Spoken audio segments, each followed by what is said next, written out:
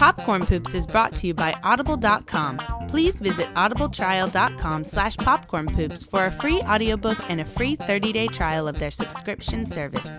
Audible is the internet's leading provider of audiobooks with more than 150,000 downloadable titles across all types of literature, including fiction, nonfiction, and periodicals. Audible.com is offering a free audiobook download to listeners of Popcorn Poops along with a 30-day trial of their services. This week we're recommending Sunshine by Robin McKinley, narrated by Laurel Merlington. To download this or another audiobook of your choice, visit audibletrial.com/popcornpoops. Again, that's audibletrial.com/popcornpoops for your free audiobook. My name is Dustin. And my name is Jessica. We are the Popcorn Poops. Here at Popcorn Poops HQ, we produce a movie podcast and commentary track hybrid that may be synced up to whatever film we're talking about or enjoyed as a standalone audio program. Today we will be watching the 1988 film Die Hard, directed by John McTiernan. If you are syncing this recording up to the movie, go ahead and start the film and then press pause as soon as the 20th Century Fox Vanity card completely fades to black. It's time to start the movie. Syncers, press play at the beep after the countdown. Ready? 3, 2, 1. And when I think of Christmas, I think of Die Hard. In all seriousness, this is one of my favorite Christmas movies, and it's totally a Christmas movie, and that's going to be one of my my talking points throughout this episode, is how this is kind of a great Christmas movie and fits into that mold really well, I think. You know, the first year, and it must have been one of the first years that we were living together, which was like ages ago now, 8 years ago now, or something like that. But so one of the first years we were living together, I remember one of our first Christmases living together, you suggesting that we watch Die Hard for Christmas, and like I was going through, you know, a lot of my family Christmas movies, yeah. and you just pull up that we're gonna watch Die Hard, and I was like, really? Why? Because it's a holiday film, Jessica. That's why. But I understand now. I get it. And you know, I also am a firm believer that like Christmas is, it's like infectious, and I don't mean that in like, oh, you get the Christmas spirit. I mean it like in. But that is what you mean. That's exactly what you mean. No. I mean that like if it touches anything, it contaminates it. Oh, I see. Okay. So like if there is Christmas in something, then it's a Christmas thing. For instance, what is it? Nightmare Before Christmas? Yeah. Is a Christmas movie. Sure. Because Christmas is in it, so it trumps Halloween. It trumps the Halloween. Also, most of the movie, I mean, the movie's about Christmas. It's not really about Halloween. But I mean that like with anything. Point taken. If any movie has like a touch of Christmas in it, even if it's just like a brief moment, then it's a you have kind of a troubled relationship with the Christmas, like the holiday season as it is, because if we're officially in the holiday season, and I guess officially for you is post-Thanksgiving. Yeah. Post-Thanksgiving, pre-New Year, I guess. If we're in that time period, you want as much Christmas stuff as possible. Oh, yeah, like all the time. Like the music's got to be playing constantly. You want the decorations. Oh, yeah. You want the cinnamon-scented candles. And yeah, the mistletoe absolutely. and all I'm that all kind about of stuff. it. I want Christmas lights to be like the light in my living room only. However, if you experience anything even remotely Christmassy outside of that season, zone? I mean, so much so that if you see the color red and the color green side by side in any context outside of the holiday season, it makes you like physically ill or something. You know me well. You react really kind of violently to it, and it's really strange. I really hate Christmas songs when it's not Christmas. I understand that, though. But anyways, I don't feel that strongly about it, but part I of understand. Why I feel this way about it is that, like, if Christmas touches a movie, if there's a Christmas scene in a movie, then you watch it during that safety zone. And if it's not during that safety zone, then I'm uncomfortable because it's a Christmas movie. Right. This is a Christmas movie. It is totally a Christmas movie. There's even snow, kind of. I mean, there is, but There's snow? Yes, there's snow. When we get to it. Oh, okay. Yes. When we get to it, I'll tell you. But yeah, the first scene that we totally just talked through.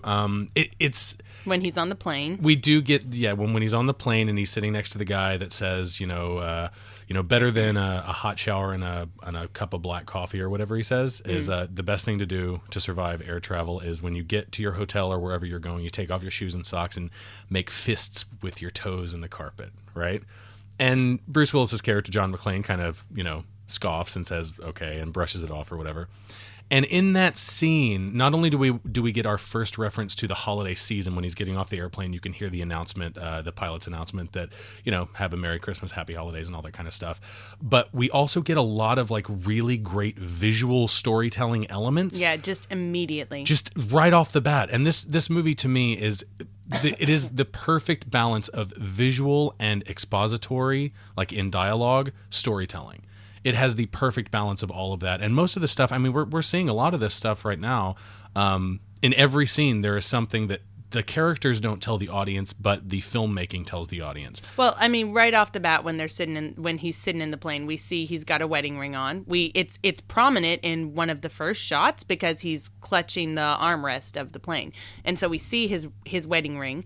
And then we also see gigantic bear that he's carrying. And then that's immediately followed by him kind of looking at a woman, one of the flight attendants, a little, All that characterization is that you get the feeling, that he's married, but you also get the feeling that he's married with kids. Married with kids, and that he's like emotionally available as well. Like he considers himself emotionally available, which informs a lot about his character in just like a 2-minute scene. It's a 2-minute scene flat, and you've got all of this information about him, and the fact that you see his gun, and we get that piece of visual information, and then he tells us right out, or he tells the character that he's sitting next to, rather, that he's a cop and that he's been doing it for 11 years, and now we know like all of this stuff about this guy John McClane in 2 minutes flat.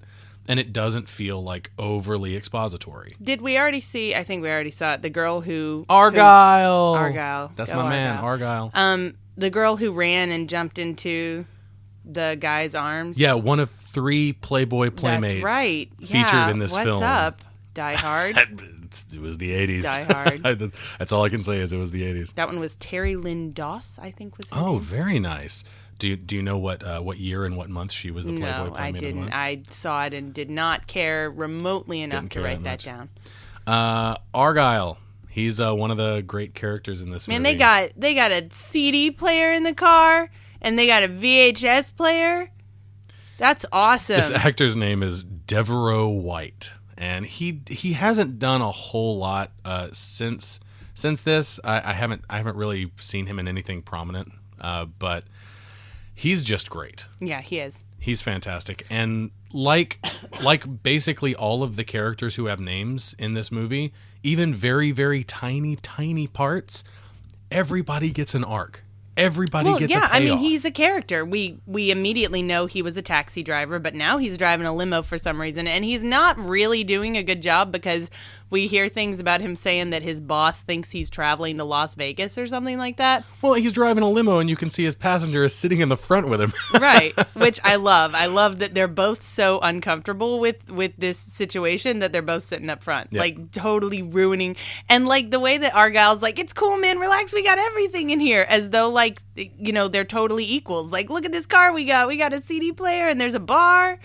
Like, it's just, I don't know. It's great. It's great character development for both of them. Yeah, I really dig that stuff, and I love, like I said before, I love that each and every character gets their own backstory, gets their own arc. Like even the smallest characters, like the news anchor, not the news reporter, but the news anchor that's at the TV station, who's kind of a dickhead and who doesn't get along with the reporter, Walter Peck. That's not the actor's name, but he plays the character of Walter Peck in Ghostbusters. Okay, Dickless, yeah.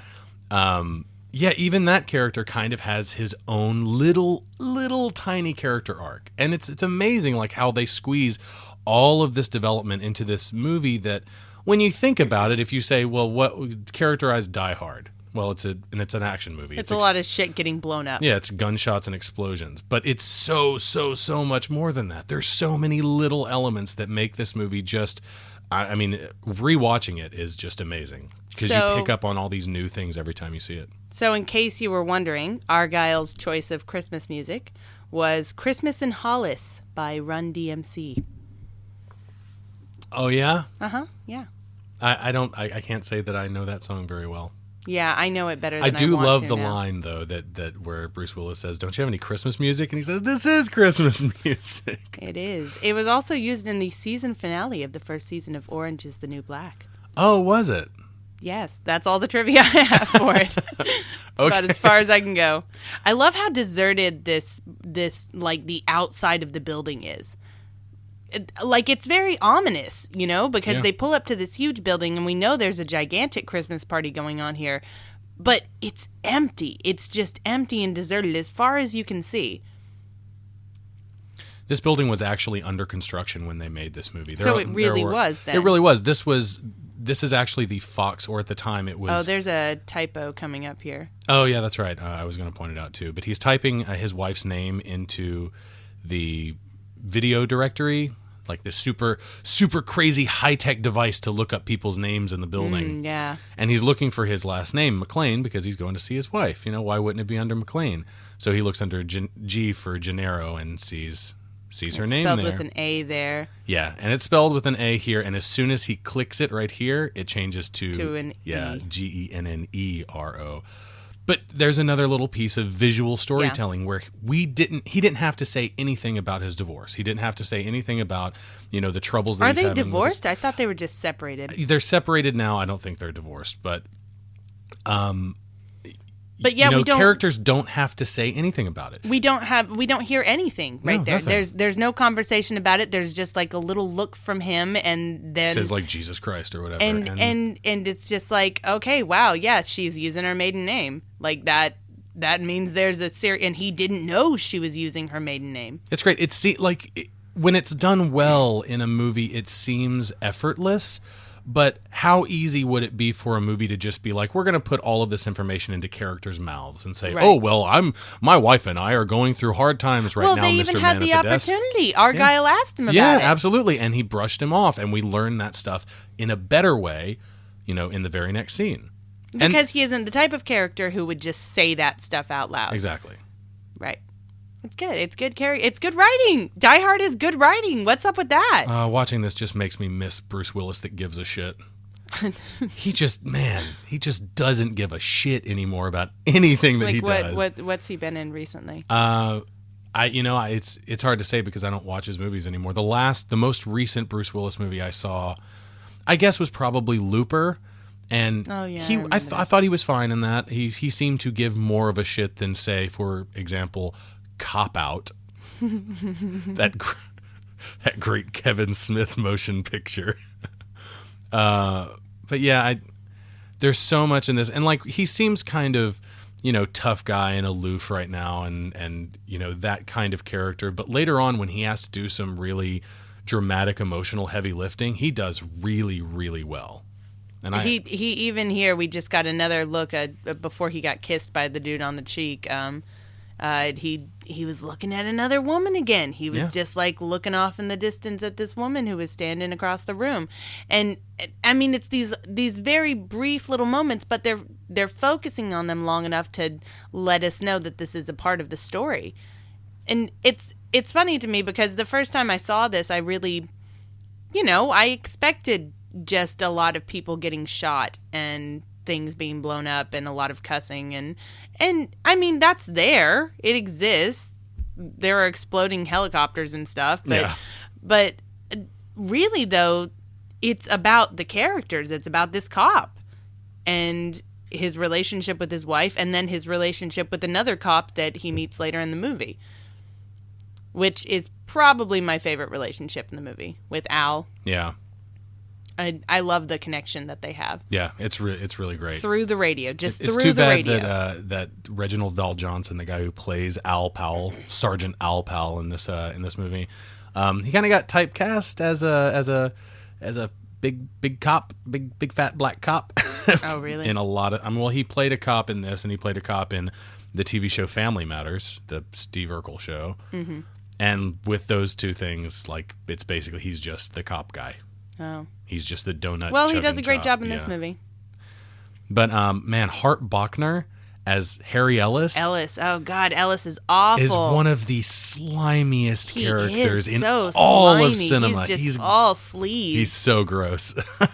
Man, the way he laughs, just everything. He's and when he gets so all coked easy to out hate. later. Yeah, Oh, he's God. coked out right now. But he's right now in this scene. Oh, that's right, because he came in the room and he was brushing it off and doing coke in Holly's office. and their boss was like, this is the policeman. Yeah, he's like, this is Holly's husband. The police officer. But yeah, I think if you could say anything about his performance, he's so easy to hate that it's obvious that he does an amazing job with what he's given. But yeah, in that scene, he made a reference to the wristwatch that Holly is wearing, which is a Rolex given to her by her company for all the hard work that she's done, kind of a token of appreciation or whatever, and a symbol of her being away from her husband and having exactly. It's all tied into the conflict within their marriage of her leaving her husband in New York to go and further her career, and he couldn't go or didn't want to go because he was a cop, and he's like he said to Argyle, he's trying to put these scumbags behind bars. He's got a whole back roster of all these people that he's trying. And Argyle calls him out on it and is like, "Yeah, except that you thought she was gonna not make it and come back to you." Yeah, exactly. I love how insightful all the characters are. Yeah.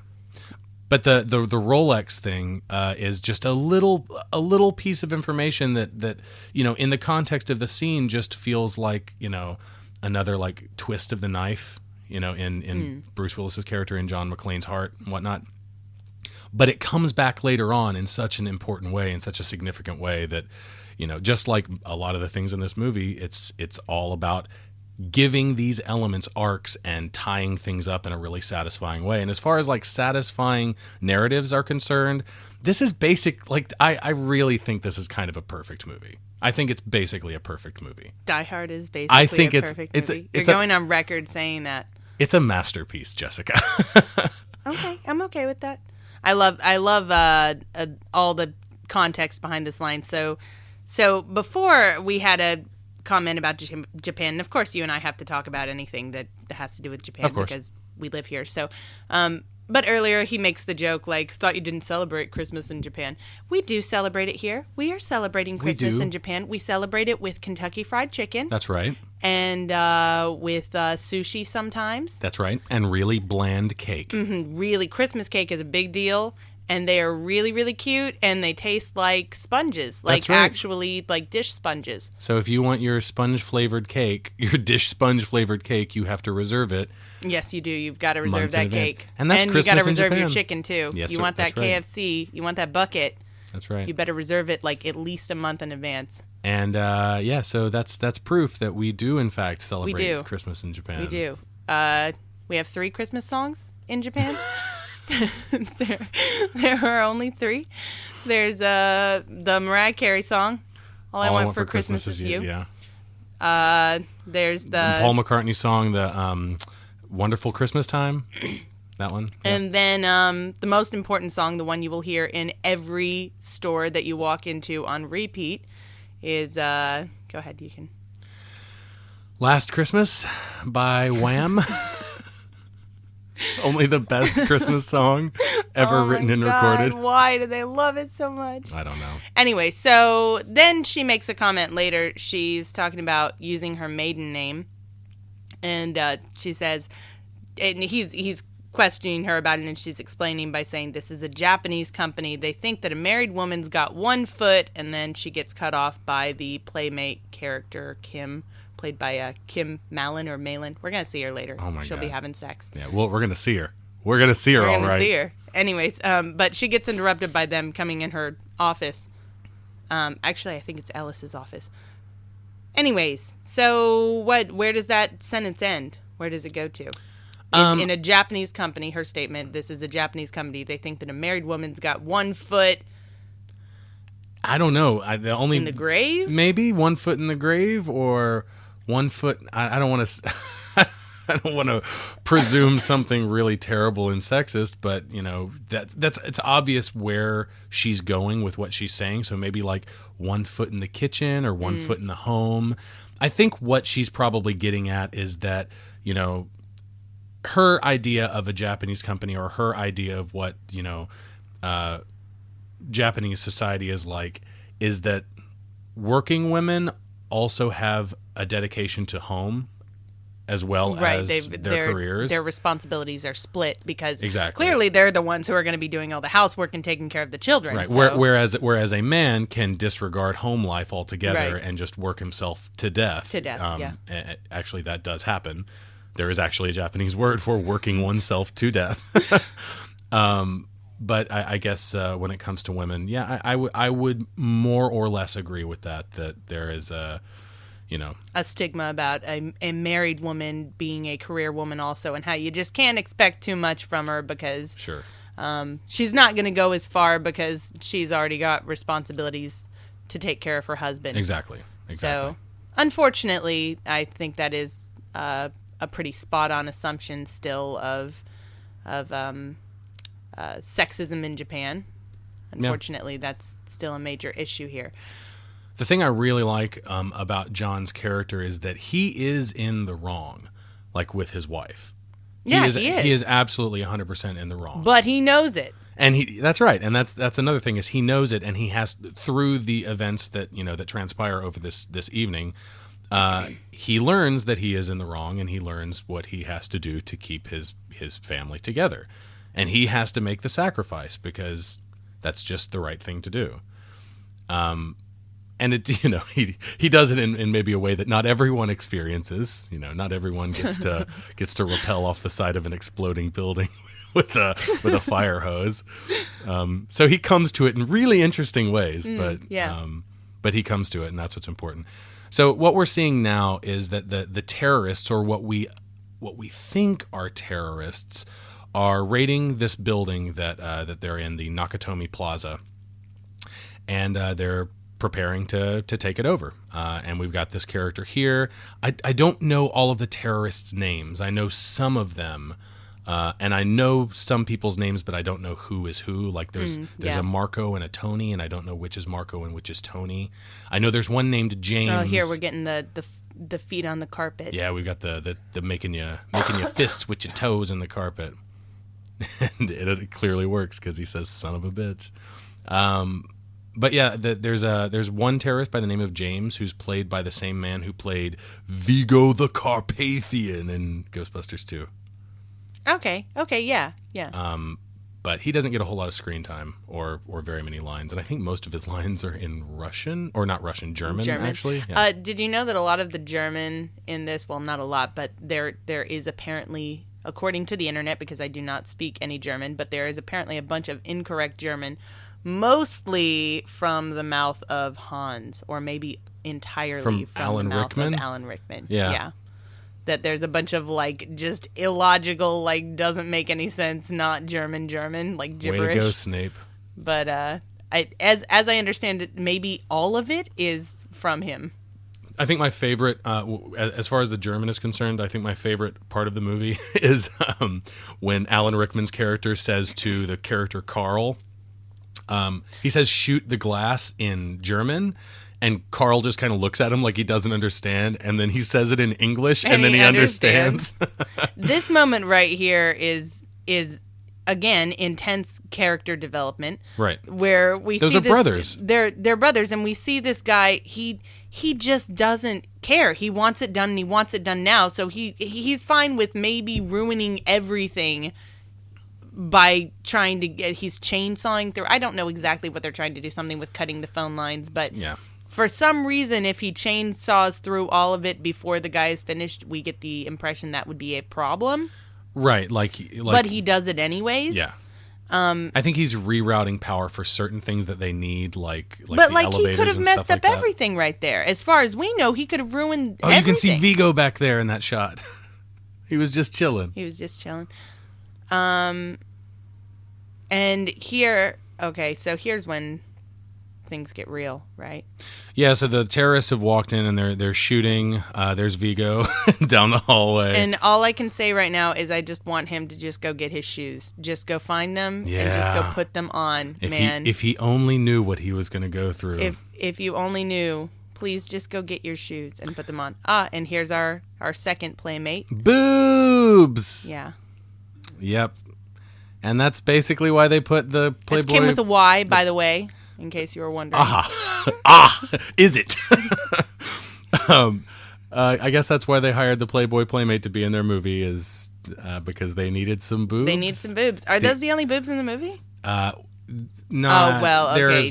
They're the only only real boobs. They're the only live boobs that we see, yes. The others are in a picture, a poster.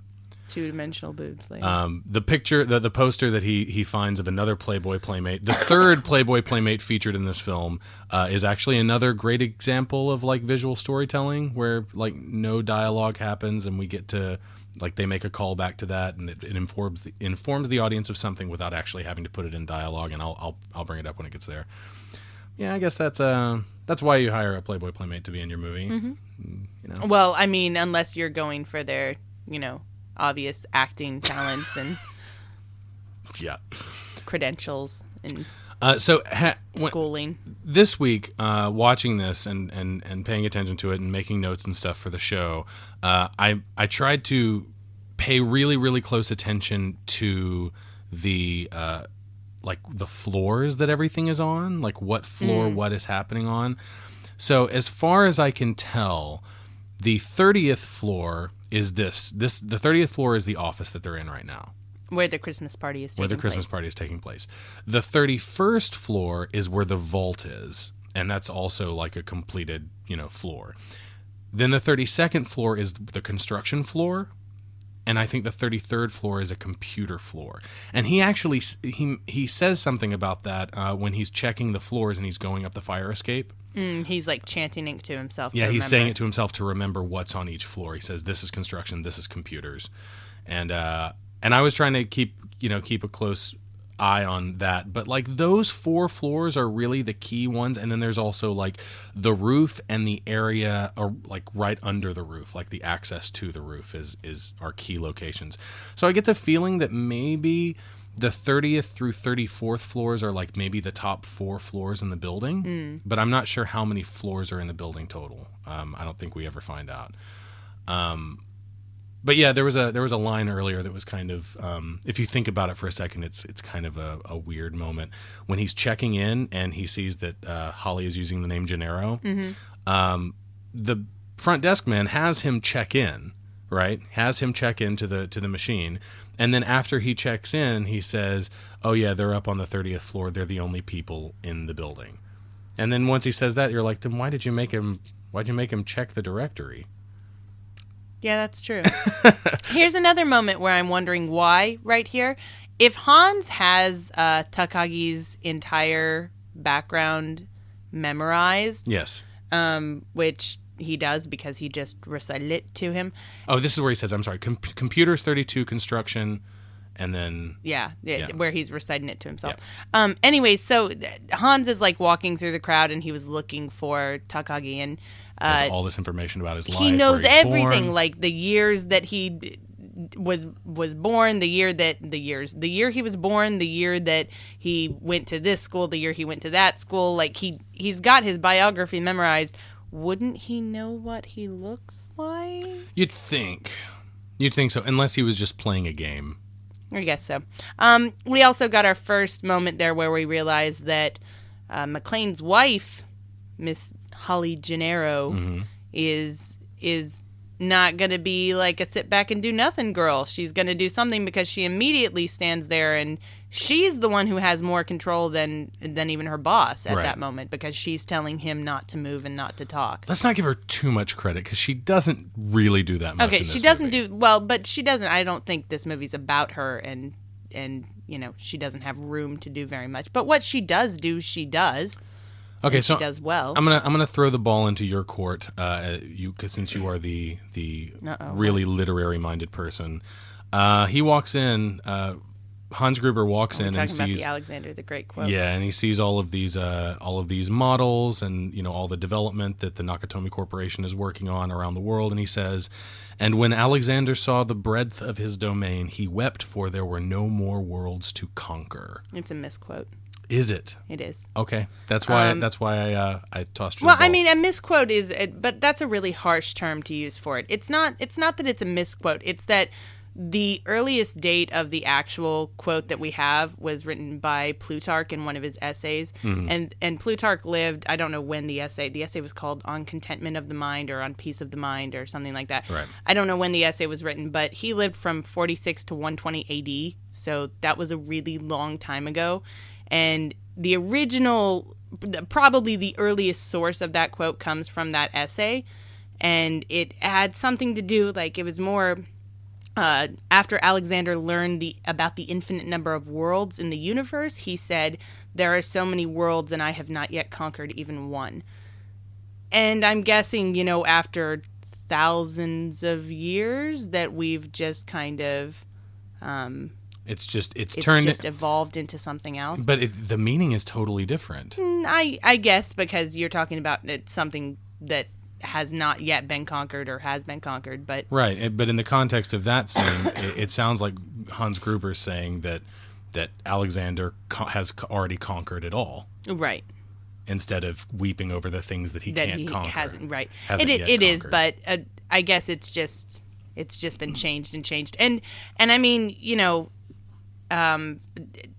different sources like closer to now quote it closer to that quote that he uses there. And the quote that they use in this movie is the one that most people know.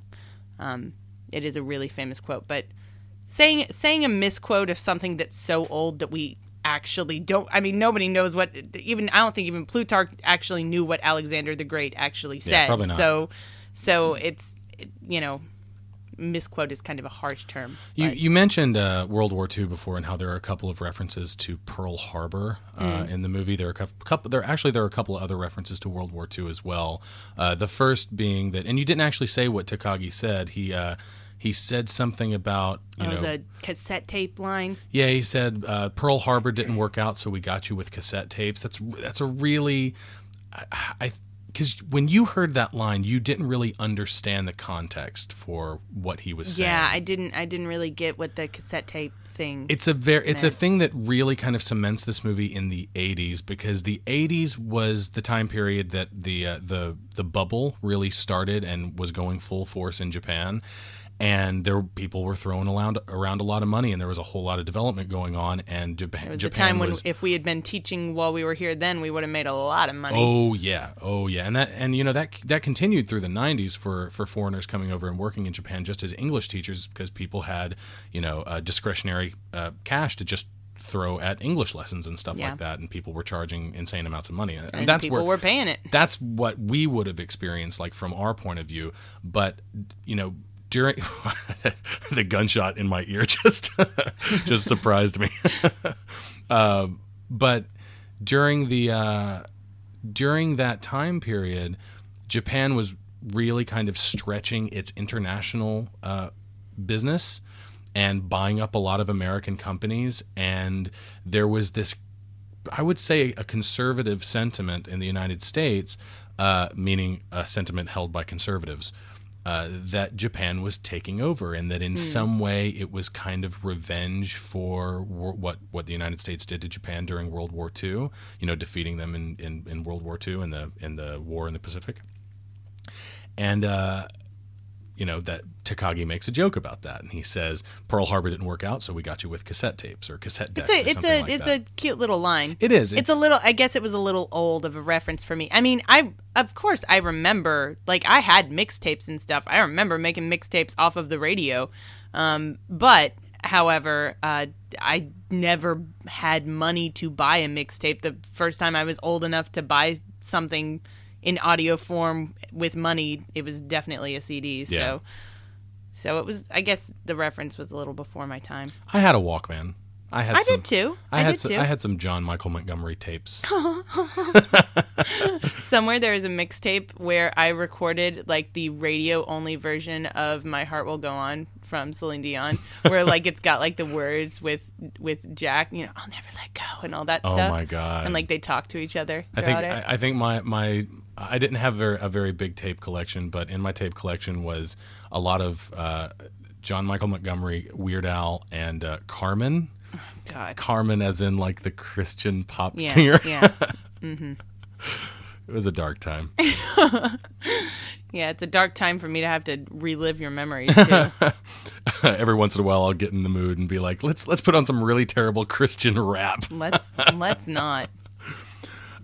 So, the reference to Pearl Harbor is one of two in the movie. We see one later when they're breaking the code for the vault. The password is Akagi, which translates to Red Castle in English, and it's the name of one of the Japanese aircraft carriers which carried out the strike on Pearl Harbor. Well, I was wondering because there was no kanji on there, right? Like it was all just in Romaji and like the alphabet. Yeah. So how did English, he basically. did it say Red Castle on the screen? No, I don't think so. Because Akagi can mean a few things. A few things if you're just reading like Akagi and you don't see the kanji that makes up the word. Right. That's true. So it can be, but as far as names go, I think red the kanji for red and castle are the most common for family names. Interesting little bit of trivia. James Shigeta, who plays Takagi in this movie, he also played Vice Admiral Chiuichi Nagumo, who was one of the architects of the attack on Pearl Harbor in the film The Battle of Midway from 1976. And they do make another reference to the Japanese-American internment camps during World War II when Gruber is walking through the crowd of people and he's giving all the information about Takagi. He says that he interred at Manzanar during World War II. Oh, wow. Which was a Japanese and American internment camp. So yeah, there's a lot of that little, that kind of stuff. I think this is a really great period piece from the 80s, if you can call it that, because it's really informed by what was going on in the United States at that time and kind of some of that sentiment toward the Japanese and especially corporate Japanese and business Japanese, and how that there was kind of this, like I said, feeling that they were taking over in some way. There are other jokes about it in other movies. I know that there's a joke in Back to the Future 3, when Doc sees something that's made from Japan and he's like, made in Japan? Why would you get anything that's made in Japan? It's super cheap. And Marty's like, what are you talking about? All the best stuff comes from Japan. And that's I tend to agree. Yeah. Yeah, well, I mean, we wouldn't live here if the best stuff didn't come from here. That's true. That's true. We would just be importing a lot of American goods. But anyway, so interesting fact about all of our German terrorists, not many of them are German. Yeah, I think they were cast for like their looks. Mm-hmm. That's what I heard too. For their intimidating presence. However, Bruce Willis, who is our all-American hero, actually was born in West Germany. Yes, he was. To a German mother. Yep. So he is more German than most of the German terrorists. Yeah, that is pretty funny. Also, I read this in a couple different places. Maybe you know more about it, but that in Germany they redubbed some of the stuff, like that they don't call them German terrorists. They're not Germans. They're supposed to be Northern Irish or something like that, or Europeans, or something just like Europeans that. Or something like that. Yeah, because they didn't. Because it was the German was so bad. Maybe because the German was so bad, or maybe they just didn't want to deal with German terrorists, and it was controversial at the They're time. not actually terrorists, though. We keep calling them terrorists, and in my notes, I just they're repeatedly... They're thieves. They're thieves, yeah. They're thieves. And, John McTiernan, when he got the script for this movie, of course, the script is based on a book called Nothing Lasts Forever by, what's his name? Thorpe. Roderick Thorpe. Roderick Thorpe, that's right. I've never read it. So in a weird way, Die Hard is actually a sequel. Yeah, that's what when I found out, I was really surprised it was based on a book, for one thing. But then, like, when you realize how well it's written and how much character development has gone into the writing. Oh, it does say Red Castle. Okay, Akagi so it says does say it Red in Castle, English. okay. So But yeah, it is based on a book called Nothing Lasts Forever by that Thorpe guy. And the book is a sequel to a book called The Detective that he also wrote years and years prior, like almost 20 years before he wrote Nothing Lasts Forever. And The Detective was made into a film starring Frank Sinatra in the lead role. Now, for Die Hard, they changed the names of some of the characters and some of the relationships and whatnot. So in the original Detective in the book and in the film, the main character's name is Joe Leland, not John McClane. So Die Hard is not really a sequel to The Detective, but it kind of is in a way. I don't know. I read something else that was like a connection between the two movies too, or between Frank Sinatra and Bruce Willis too, where, what was it? It was like Bruce Willis's first role was in a movie called The First Deadly Sin. Okay. And wait, that doesn't make any sense because I have a note that says that was 1989 and this is 88. Mm-hmm. Well, anyways, though, in that movie, he walked out of a bar as Frank Sinatra walked into the bar. Okay. And then he's playing a character that was played by Frank Sinatra in the first Oh, wow. movie. Oh, that's cool. If all of that is true. But now my dates are not meshing on my notes, so I don't know if that is true or not. Okay, interesting. So what John McClane is doing right now is he is setting up his first kill. I still don't know the terrorist's name, but it's Carl's brother, which establishes Carl's arc of revenge for the rest of the movie. And he's taken his gun, and he tried to take his shoes, but they were too small. I think Unfortunate. the line is that how many terrorists? 8 million terrorists in the world, and I have to kill the one with feet smaller than my sister. His one-liners are really good. They are. And in the 80s, there were just a slew of action movies starring kind of aloof leads that just spit like funny one-liners all the time. And amidst all of that, I think that Bruce Willis's one-liners are among the best, I think, in all of the 80s action movies out there. This is one of my favorite moments right here.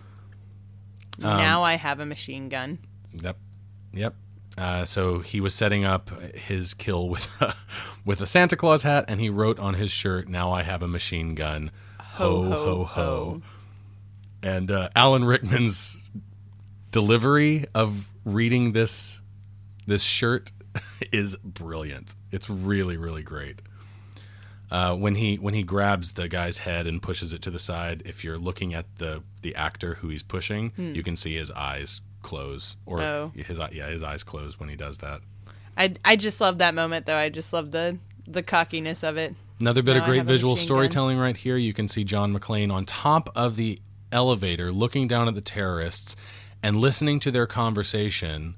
And as they talk about the other terrorists, he's writing their names on his arm. So he knows how many there are. He knows their names. And then, of course, that comes in handy later. Like, he's a incredibly smart, resourceful, clever main character. Yeah. And I think that makes him really relatable, even though he is in the wrong about, all of basically the inciting incident for him being here, the fact that, his wife has moved away from him. Yeah. So I think that a flawed character is much more interesting than a perfect character, like a Superman or something. Absolutely. And I think he absolutely is that flawed character, and he all the pulls stuff, it off great. All the stuff in the elevator shafts really bother me. It's really claustrophobic. It is. All of the Die Hard movies have a key scene that involves an elevator. Really? Every I don't single think one. I've ever seen any of the other Die Hard movies. So he's at the top. Okay, he's toward the top of the building, and here we have our third Playboy Playmate. Do you have her name? Yeah, we saw the pinup. I do. So that's our third Playboy Playmate, who's actually featured Pamela in the poster. Stein. Pamela Stein. Good. But he sees her, and because we've established that he is kind of, I guess he ogles women. We've established that. he walks by the poster, and even though he's in a situation like he's in, he still has to take a second to look at it because there's titties, right? Right. I can't say I blame him, honestly.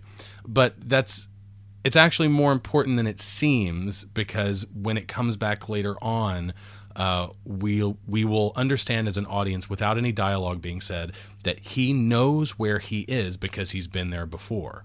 He runs into the room, he sees the poster, he touches it, which gives the audience the clue that he knows exactly where he is, and the terrorists don't, because he's on the run at that point. And there's no dialogue that says that. No one has to tell us that he knows where he is and that he has the upper hand. I missed that before. I think I missed the pinup the first time. Oh, really? I don't think I noticed that. Okay. But That's nice. It's a really great way to, to get that information across. So now he's on the roof, and is it in this scene that he calls the police? Yes, he does. Yeah, because he's got the reception up here on the roof. Yeah. One of the things that bothers me just a smidge about this movie is how the radios work. Like, and how sometimes some people using the radios can hear things that other people can't, and then sometimes everybody can hear them. Yeah, and sometimes everybody can hear them, and sometimes only two people, the two people that are talking, can like hear why them. The police can't hear it when the thieves are talking to McClane. Right, exactly. But the thieves can somehow hear. The thieves can hear him. it when he's talking to Powell sometimes. Well, he's calling the cops, and they can hear him talking to the police. Didn't it just show that? Yeah. So the thieves are using the radios to talk to each other, and then he takes the radio to call the police, but then the thieves can hear him talking to the police, so why can't the police hear the thieves talking to each other? Yeah, it is kind of right, silly sometimes. And it does that several times throughout the movie, where like he'll be talking to Powell, and it doesn't seem like the terrorists can hear them, or My other thing is that sometimes I think it gets a little silly. I have to suspend my disbelief to think that these law enforcement officers wouldn't be reacting more, seriously or with more concern. Like to gunshots? Yeah. Like, what does she think that is? What does she think that is that she's hearing exploding in the background? Exactly, because he's yelling at her and trying to tell her what's going on, and he sounds like And they panicked. already had a fire called there, so Right. they should be, like it should be on their mind. Right. They should be aware. Instead, they do the opposite of what I think a cop probably would do, or what the police would probably do. But what they do is they see that the fire alarm as like maybe someone's just pulling their chain. They're like, oh, there was already a fire alarm there, and they already turned it off. Oh, they're having a Christmas party. They're just playing around. Someone's freaking out. Someone's just yanking our chain or whatever. But he calls him, and he's obviously upset and obviously needing help. And then they hear gunshots. and they're still just like, oh, just go check it out. Yeah, just send a squad car. No big deal. Just see what's going on. Yeah. And, with all the shooting, I know that it's supposed to be a tall building, but don't you think that they could hear the shooting on the ground? Like somebody could hear it echoing? Even from where he is, don't you think he could hear the shooting? Maybe. I think he probably I would think could. so. I think you'd hear the echoing, even though it's that tall. I'm sure you would. We just got our first shot with Al. But it's still a masterpiece. I'm just saying. It's still a masterpiece. Just because I'm criticizing these little nitpicky shits about it. We just saw Al Powell for the first time. Yeah. He's great. And I think even in that very first scene, we just get a ton of instant characterization with him, where he's buying a bunch of snacks, and then he blames them on his pregnant wife. And so, like, we know, he's a little smarmy, but he's a down-to-earth guy. And then he puts change. He puts his change in the charity cup on the counter. And you immediately get this feeling of, this is a good guy. This is a good character. This is someone we're supposed to like. Immediately. He eats snacks. Guess what? I eat snacks. Yeah. I like snacks, too. I might blame him on somebody else, too. Like, it's just really nice that, again, with the visual storytelling, that they don't have to say anything, and we already know so much about him.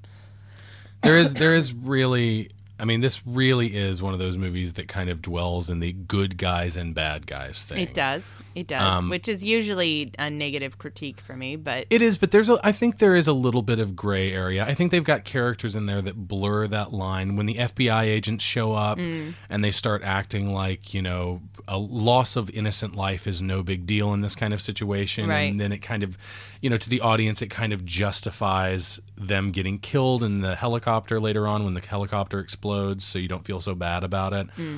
There is a little bit of that going on. We just saw the comeback where he comes back to this room, he sees the poster here, and he touches it, and now we know that he has the upper hand. Yeah, it's great. Knows where he is. It's great. Yeah. I mean, come on. It's it amazing. Is. Oh, I hate this scene too. I hate when he has to go down the elevator shaft or the air vent. Yeah, it's awful. Yeah, that's where he's gonna go. In this air vent scene here, he sets up his gun to be an anchor, and then he uses the strap to lower himself down, and of course the strap comes off and he falls. And in the shot, you can see the actor, the stunt double rather, misses the first vent, and that's actually the one that the stunt double was going for. But he missed it and fell further, and so they just cut that together with the reverse shot from inside the vent of John McClane grabbing the ledge of the vent. So when they cut that together, it looks like he's actually falling farther than they had intended him for the stuntman to in the original version. It's really it's kind of an intense fall. It is. Yeah. It is, because it looks real. You imagine it would break his arm. Yeah.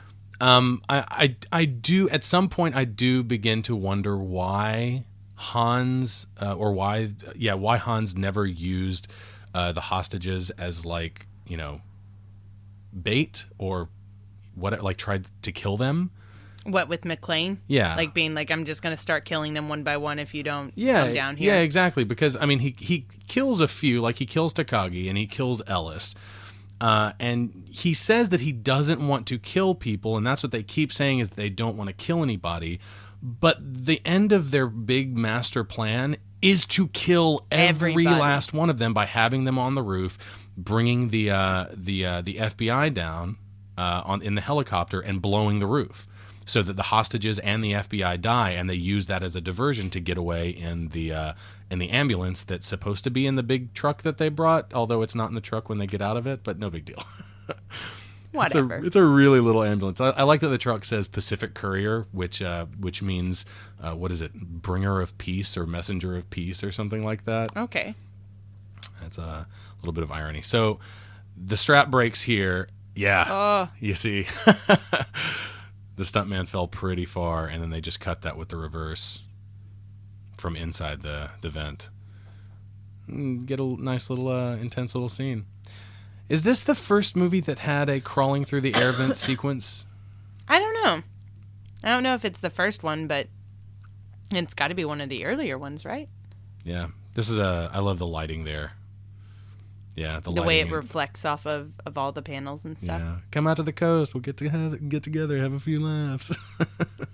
That's a great line. His one-liners are good in this movie. They're very good. So now I know what a TV dinner feels like. They just keep going. And I guess it feels okay because he's by himself.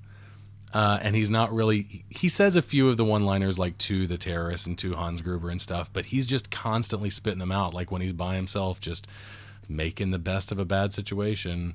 But it's not just him, though. Some of the other characters, Hans has a couple good lines, too. Yeah, that's true. When, after he kills Takagi, and he comes down to talk to the hostages, and he says something about, so he won't be joining us for the rest of his life. And the way he kind of, he paces his delivery of that line makes the last bit of it for the rest of his life it's really satisfying. So we've got our tie-in to our last movie, our Connect. Because the last movie we did, Young Sherlock Holmes, was Harry Potter. Yes. Was a Harry Potter prequel. Yes. And Proto Harry Potter. And here we've got Professor Snape. So. Oh, that's right. There you go. Yeah. Okay. Excellent.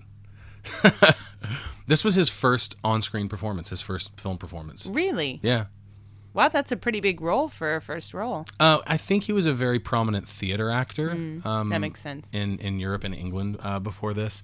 But yeah, this is his very, very first movie.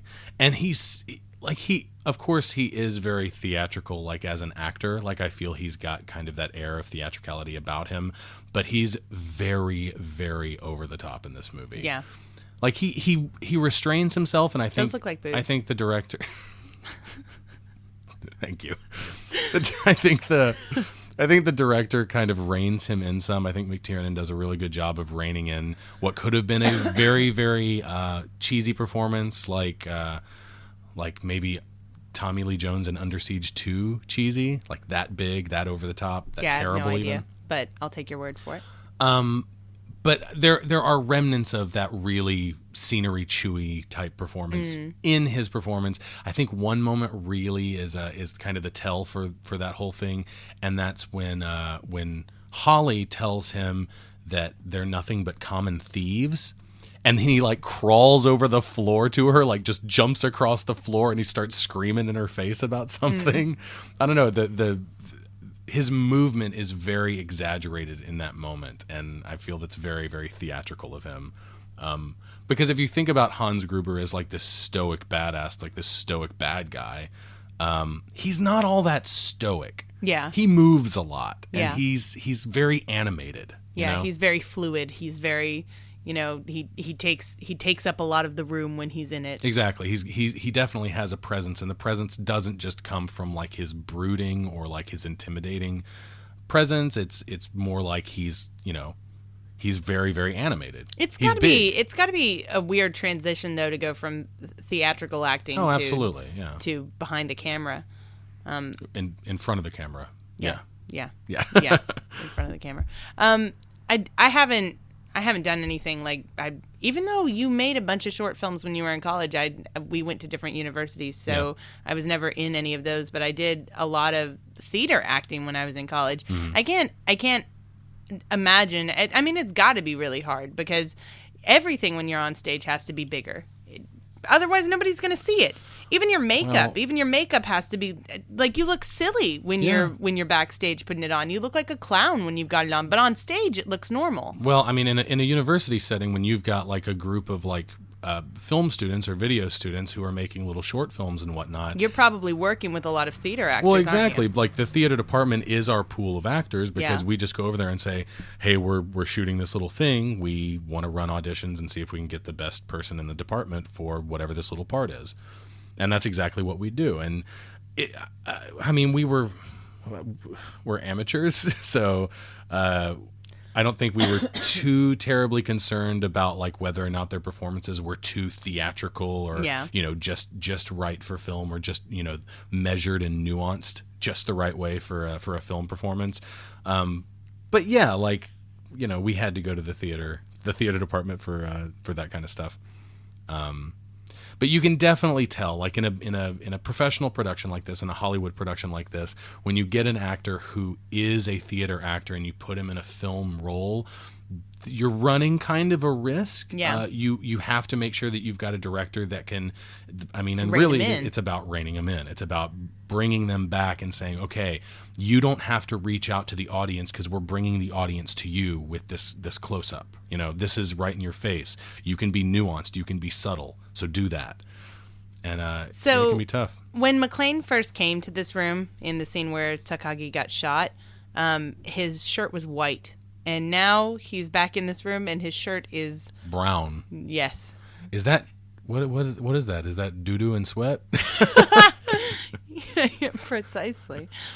Maybe there's a missing scene where he had to use the toilet and there was no toilet paper. No, what? Now you're just getting really, really elementary school about this right here. But look at it. I mean, that's clearly not like brown as in used to be a white shirt. That's like just a brown shirt, right? I mean, it's pretty brown.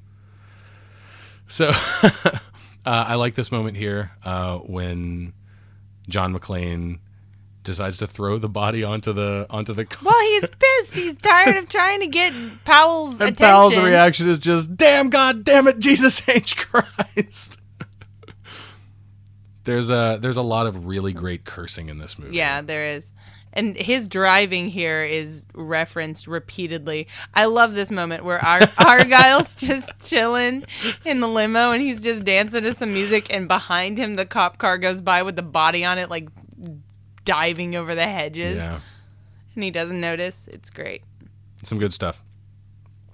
But yeah, Reginald Val Johnson, he's so good in this movie, and he's so like the perfect kind of accessible character where he just seems like an uncle or a friend, like he's just got that face about him.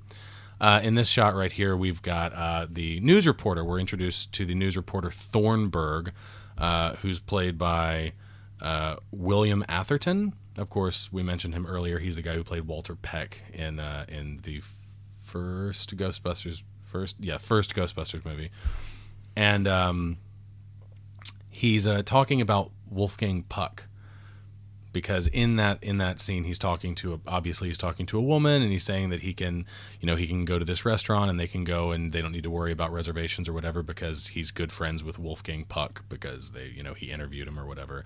And at that time, Wolfgang Puck actually had a really famous restaurant in Los Angeles that had just opened, like in the 80s. I can't remember what it's called, but it was kind of important, kind of a landmark for cuisine in the Los Angeles area. But yeah, so here we've got John McClane talking to Hans Gruber for the first time over the radio. Is this the first time they're talking? It's the first time it's halfway through the movie. Yep, halfway through the movie, and this is the first time they speak. So actually, they weren't. There's a really famous moment later, one of the better scenes in the movie, when Hans Gruber and John McClane meet in person, and Hans Gruber imitates an American accent and tricks John McClane for a short time. And I always, when we get there, we'll talk about it then, but I always wonder at what moment does he know? Because he knows by the end of the scene. Oh, of does course. He know from the beginning who it is? Right. Yeah, I don't know. It's hard to say because it's clear at some point he figures it out, before it's too late. But yeah, you're right. We are halfway through the movie. I never realized that before. We're halfway through the movie before the main protagonist and the main antagonist actually speak to each other. That's I also read somewhere that the first gunshot isn't fired for like 18 minutes into the film. Yeah, it's when Carl and Theo go into the lobby and Theo's talking about sports or something like that, and Carl shoots the desk man. Yeah. Yeah, that's it seems like a long time, doesn't it? Yeah. For a movie that is remembered for its explosions and gunshots. Yes. Yeah, and maybe not so much for its character development, even though that's, it should be, I think. I think that's every time you say something like that about a movie where like, well, did you know that this important thing doesn't actually happen until like so many minutes into the movie, and you're like, wow, that's a really long time. It's because the pacing is good. Yeah. It's because it's, that things are moving along at a good enough clip that you don't notice that the action movie that you're watching hasn't actually had any action in it for 20 minutes before things even start. So we just started to get some of the dialogue that we're going to come back to a few times of him being a cowboy, of him being the all-American hero. Right. And he prefers which cowboy? Roy Rogers? Roy Rogers, yeah. He likes the sequin shirts. The sequin shirts. Yep. Roy Rogers, known as the King of the Cowboys, who was in over 100 films. Oh, wow. It's a lot. I like the drink a lot. Although I think I'm partial to a Shirley Temple. A Shirley Temple. Yes. Do you know Shirley Temple's and Roy Rogers drinks? Well, I know I love Shirley Temple's, but Roy Rogers. Roy Rogers how is wait. Which one is the Shirley Temple? How do you make a Shirley Temple? It's what and grenadine? Ginger ale. Is it ginger ale and grenadine? That's what I always drank as a kid. There's probably like an alcoholic version or something that I never had. Okay, I think the Roy Rogers is cola and grenadine. I think that's what that is. I have no idea.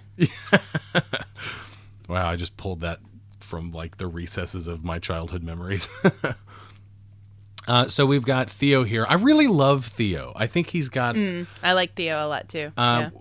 when I've talked about like Die Hard and stuff as one of my favorite movies with my friends, and we talk about all these great moments and things, no one ever talks about Theo, and Theo's so cool. Like, he is. He's like a. And he's like the prototype of that like that hacker guy. Yeah, you know? that hacker nerd. But Theo's a little bit different because he has some style. He's got a bit of a fashion sense, I think, a little bit, and a sense of humor. Yeah. He's certainly not awkward, but he's definitely like more eccentric and animated than the other terrorists, or the other thieves, I should say. He doesn't feel like he's of the same like group that they're from. No, you know? he does feel like kind of an like outlier a little he bit. had to hire him from some other place or something like that. He found him in a different way because the other guys are they're kind of dumb. Like they're just big and brutish and shooting things a lot. And some of them are pretty good at shooting things. Some of them aren't.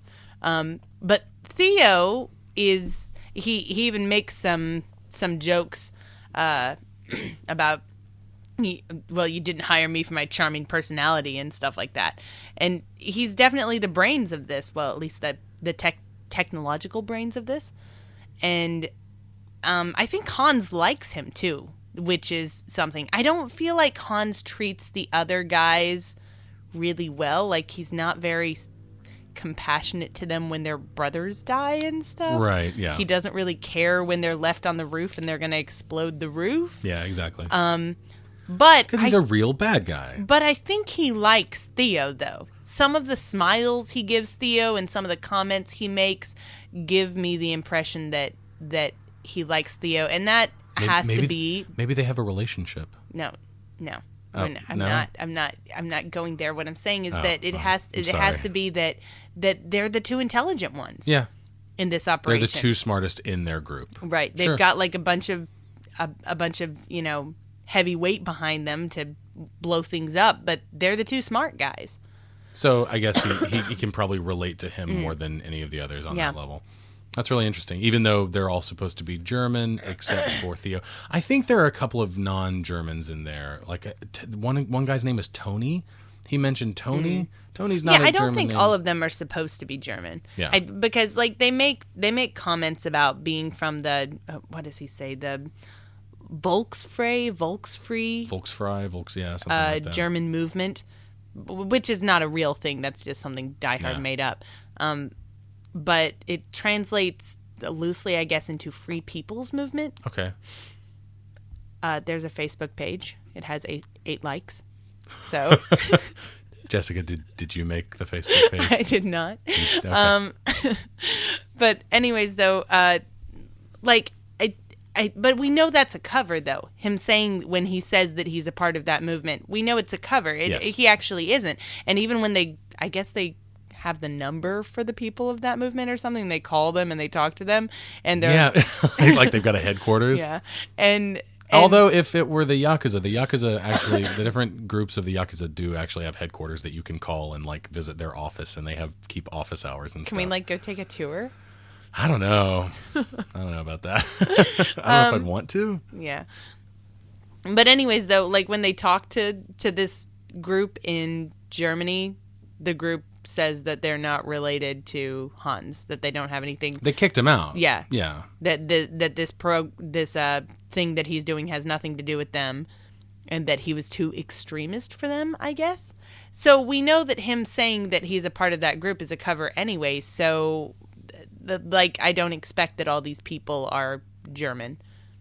But you can all, like I said before, that Hans is a real bad guy. Like he doesn't have a whole lot of compassion. But this scene right here, he actually shows a bit of compassion when Holly walks in and says that, that there's a pregnant woman out there and that it's not doing her back any good to sit on the rocks, like the decorative rocks out there near the fountain.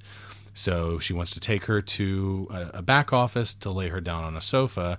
And Hans says, no, I'll have a sofa brought to you. Is that okay? And she's like, yeah, that's fine. Also, we need bathroom breaks. And he's like, yes, you're right. You do need bathroom breaks. Okay, we'll do that immediately. Well, I think he likes her, too. I think he immediately likes her. I think Hans is drawn to power and intelligence. Yeah. And she is a woman who's in a position of power. And she's intelligent enough that she's handling this well and appropriately. So I think he likes her, and I think maybe even to me, I maybe I'm off base here, but I even got the subtle impression that when he realizes that McClane is her husband, that there's also some kind of jealousy or something like that too in that rage. Oh, interesting. Okay. Some kind of betrayal or jealousy too. That's an interesting read on his character. Wow. Because I just the way he looks at her, the way he makes comments to her, the things he says, like Takagi chose his people well. Yeah. I think he likes her. Mm-hmm. And why wouldn't a guy like him like her if he's drawn to intelligence and power? Because those are the things that she's emanating in these scenes. So she's got great self-control, and she just handles the situation, and she's beautiful, and she's well-spoken, and why wouldn't he, right? So yeah, exactly. So I think he almost feels betrayed somehow when he finds out that she's been playing him this whole time, and that it's her husband who's running around doing this stuff. Yeah. And the idea too of betrayal is one that we're gonna. It plays into another thing that this movie brings up, where it talks about the syndrome, the Stockholm syndrome, but they call it Helsinki syndrome in this movie. Syndrome, yeah, which it's the same thing. I guess though. is a misnomer. Yeah. Apparently, Fox Mulder also calls the Stockholm syndrome the Helsinki syndrome. Really? Season what 5. What is the history of that? Why is that? I tried to look it up. As I understand, maybe there's some connection between the Olympics in Germany in, when was it, 72? Mm-hmm. When they call it the Olympic massacre, when I guess they were Israeli Olympians, and they got kidnapped and killed, 11 of them. Oh, wow. As I understand, maybe the Helsinki thing comes from that, but I couldn't find any reason why that was connected. Okay. I don't know. Maybe there's some obvious thing, like Helsinki is close to Munich or something. I don't know. I have no idea where Helsinki is. But anyway, Stockholm comes from Stockholm, Sweden. Right, of course. Where the people were kidnapped and, well, they were held hostage in a bank robbery that didn't go well. Mm-hmm. And by the end of their being held hostage, they were actually defending the bank robbers and wouldn't in the trials and stuff, they wouldn't what's the right phrase? They testify wouldn't testify against them. Yeah. And even were like paying for their legal defense and stuff. Wow. Yeah. I think even one of the girls got engaged to one of the robbers or something. Man, I didn't know the ins and outs of that, but apparently it's a big enough deal that they named a whole, thing after it. But they talk about that in this movie because the guy pops up with his book on TV and starts talking about how at this stage they're starting to develop or get into the stage called the Helsinki syndrome, where they feel like this connection or protection by their captors, and develop some kind of like attraction toward them or feelings of something. Positive feelings. But maybe he's expecting that maybe it goes both ways, that the hostage takers also feel some kind of something for their hostages, and that he feels some kind of betrayal when he finds out that she's married to the guy who's been ruining everything for him. The police chief, what's his name? Robinson, that tries to come in and take over for Powell, and doesn't do a very good job because John McClane doesn't want to talk to him. He has one of the dumbest lines in the entire movie, in which he says something like, he says that the body that fell onto Al's car could have been like a depressed stockbroker or something. Yeah, he does say that, and that is Isn't really that stupid? Yeah, it is. That's what I was saying about this, is that there are some moments specifically with him, with the chief of police, where I have to suspend my disbelief because I can't imagine a chief of police actually making these calls. Because he's being really stupid about Like, them. and it, I mean, it- and he's supposed to be, because we're not supposed to side with him. We're supposed to side with but they Al. make it almost comical. It's almost comical. Yeah, that's true. And that's the one thing that winds up irritating me about this movie is because most of the movie is pretty serious in the way it handles things. I think the movie more or less Stays- takes itself seriously. Stays Yeah. pretty true to what's going on. Yeah. And then suddenly we get like this comical stuff. Even the FBI agents. Yeah. Like- the FBI like some of agents the- are cartoon characters. They are. Yeah. The fact They're that even- they have the same They're name both named Agent Johnson. and like they keep getting mixed up on radio calls and stuff and Yep. no, this is the other Johnson. Oh. Yeah. Like it, I like it that. is. That was a good voice. Thank you. Good job. It is comical. It's cartoony, and that's sort of surprising to me for the tone of the rest of this movie. Which is why I have a really hard time suspending my disbelief for why the chief of police doesn't react to why do they think that they're being played by this guy? He's telling them why doesn't he believe that there are hostages in the building? If you have any suspicion that there might possibly be hostages in the building, Why would you threaten their lives? why would you risk it? Yeah. Why would you risk their lives by moving in and making right. the terrorists panic? Yeah, And exactly. the whole thing you keep saying is, we don't really know that there are hostages in the building. Well, this guy on the radio is telling us there are hostages in the building. Yeah, but we don't know who he is. I mean, why does it matter? You have a suspicion that there might be hostages in the building, as many as possibly 30, and he's still making these really risky calls considering that. And like I said, I just sort of have to suspend my disbelief for it because it's the same thing early in the movie when she hears the gunshots and she's just like, oh gosh, my headset must be messing up. And Yeah. like pulls it out of her ear like, oh, static, whatever. One of the other things the chief says is that that John McClane, for all Al knows, could be a bartender because he can spot a phony ID, or he says he can spot a phony ID. And that makes more sense. Yeah, I think that's a little bit more grounded, and it's Certainly it's a better nice than rebuttal. believing that, you've got all this crazy stuff going on and gunshots being fired and a body falls out a window and you think it's a stockbroker killing himself. Yeah. Like, that's just silly.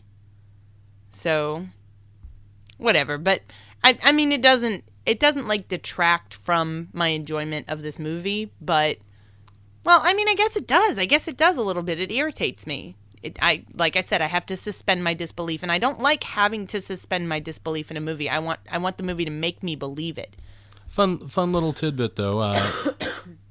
Bruce Willis was actually a bartender before Was he was he? an actor. Yeah. I think a lot of actors are probably bartenders before they're actors. I think that. But the only reason it's important at all, and it's not even that important, is that they make mention that he could be a bartender because he can spot a phony ID. This scene that's happening right now, where the armored car comes up and the terrorists shoot it with a rocket launcher, and now Bruce Willis is going to tie a C4 explosive to a chair with a computer monitor and send it down the elevator shaft where he knows that the elevator is on the second floor, or he knows that it's on the floor with wherever the terrorists are, because only one elevator is working. They turned off the others. And he sends the C4 down to blow it up, to blow up that floor. I think that it's interesting that when he throws the C4 down, he says, "Geronimo, motherfucker," Geronimo. which is not a line you remember John McClane saying. You remember him saying, Yippee-ki-yay. Yippee-ki-yay, motherfucker. But Geronimo is another, like, cowboy movie line. Yeah. Yeah. So he Yippee-ki-yay, motherfucker is not the only one. This is it where he well, says it right I here. think it's that the delivery right there isn't very clear. It's kind of buried in all of the Geronimo, things. motherfucker. Exactly. Like, it's just kind of... It's buried in everything else that's And going on. even right. his distance from the mic and stuff at that moment, like, it's kind of echoing in the elevator shaft. And whereas when we get Yippee-ki-yay, it's, like, right in your face. So... Yeah. Probably has to do with the delivery, why we remember that one. How did he know? I don't understand. How did he know that it would explode on the floor that they were on? Oh, I said because there's only one elevator in the building working because the terrorists shut off the others. So he knew that if they were shooting from whatever floor they're shooting on, that when the C4 lands, that's the floor that it's going to blow up on because it's going to hit the elevator. Now, and he actually saw the elevator. Did he see the numbers? He didn't see the numbers. He saw like lights. He saw the elevator lights go past the shaft when they were going down to. I guess it's like they're shooting from the second or third floor, something like that. But yeah, that's he's very resourceful. He's a very clever man. But the effect shot when the bomb in the elevator shaft blows out the side of the building, the effect there was accomplished by collecting virtually every camera flashbulb of a particular, like a powerful type in the Los Angeles area, and then wiring them on the outside of the actual building to simulate the flash. And then they superimposed a shot of an actual explosive blowing a hole in the wall of an all-black miniature of the building at the appropriate location. So it's like a composite shot of a couple of different things happening. And then on the inside, the fireball in the elevator shaft that comes up was shot with real pyrotechnics using a miniature shaft, but the camera speed had to vary over the length of the shot because otherwise the fireball would appear to be changing speed as it moved up the shaft. So what they had to do, because the model was forced perspective. Right. It wasn't the same size at the top as it was at the bottom. It was probably a lot smaller at the bottom, so you could have so it would look like it was the really illusion that it's a really, down. really long thing. But if they have an explosion going up that, it's going to look like I think it would look like it's slowing down as it goes up or something like that. So the effects people weren't really sure exactly at what rate to vary the speed, so they rigged a manual variable speed control and did several takes changing the speed at different rates and then picked the one that looked best. So they were changing the speed of the film going through the camera as it's rolling, which is something that you just don't do. It's it really looks clever. good though. Yeah, it looks great. I think it's a great effect shot.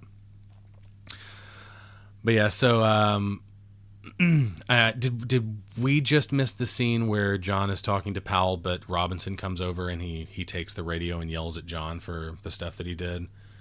And he says he's feeling pretty fucking unappreciated right now. Did we get that scene yet? The unappreciated scene? I'm not sure. I was listening to Ellis here and his coked outness getting ready to go be an idiot. The scene did pass, actually. John says in that scene where Robinson is chastising him, he says, "Who cares about glass?" in response to Robinson said, "We got guys down here covered in glass." And he says, "Who cares about glass?" which is a nice little bit of foreshadowing because he's going to give a whole hell of a lot of shits about glass. Yes, he is. In a few scenes. Yes, he is. I don't know if you saw it. It's very, very quick, and it's a very strange moment. But leading up to the armored car getting shot with the rocket launcher, you can see shots of the police like walking up to the building. Mm-hmm. And there's one shot where a cop walks through a rose bush and like pricks his finger and goes, "Ow." For real? Yeah, it's like he's right in front of the camera, like it's not even in the background, and then it cuts after he like flinches from the rose bush. I do not remember that moment. That's weird, right? It is weird. What is that? What's that about? Like I said, there are some things in this movie that are almost like comical when it comes to the cop stuff, and I don't understand why. We missed a line earlier too that when they're talking about, it's the whole thing with "I'm just a fly in the ointment," like when he's talking to him on the radio and he says, "Just a fly in the ointment, a monkey in the wrench." A monkey in your wrench? A monkey in the wrench. What does that mean? Well, obviously I know it's a like reference a monkey to, wrench in the works, but yeah. But I'm pretty sure that's like the first time that, and like, I mean, people say it that way now because of this movie. Oh, do they? Yeah, like, well, some people do, I'm sure. I've always heard a monkey wrench in the works. Yeah, throw a monkey wrench in it or something like that. Yeah. Which comes from the Industrial Revolution when people actually did throw monkey wrenches into machines to cause trouble because machines were replacing people's jobs. Right. But anyways, though, so when they say it that way, though, it's really strange, and I'm pretty sure it's one of the first maybe movie uses or television recorded uses of someone saying it Yeah. in such a strange way. It is really strange. Like if you're just kind of watching it passively, Almost the way like an ESL speaker would say it or something. maybe. Throw a monkey in the wrench. Oh, I could hear one of my students saying that. Yeah, so this is what we're watching right now is a really, really amazing scene where Ellis has convinced Hans to let him talk to John McClane, and he's lied to him and said that he is in fact that Harry Ellis is in fact an old friend of John McClane's, and that he was the one who invited him to the party in the first place. You know, I guess in an attempt to leave Holly out of it, leave Holly out of his super clever ruse to make John McClane give himself up, which is a really dumb idea, but that's his flaw. It's his hubris, is that he's a fucking douchebag, dickhead, slimy motherfucker. God, he's gross. He is awful. Gosh, and when he comes into this room, we missed it, but he came into the room and he just said like a bajillion racial slurs as he was talking. Yeah. Oh yeah.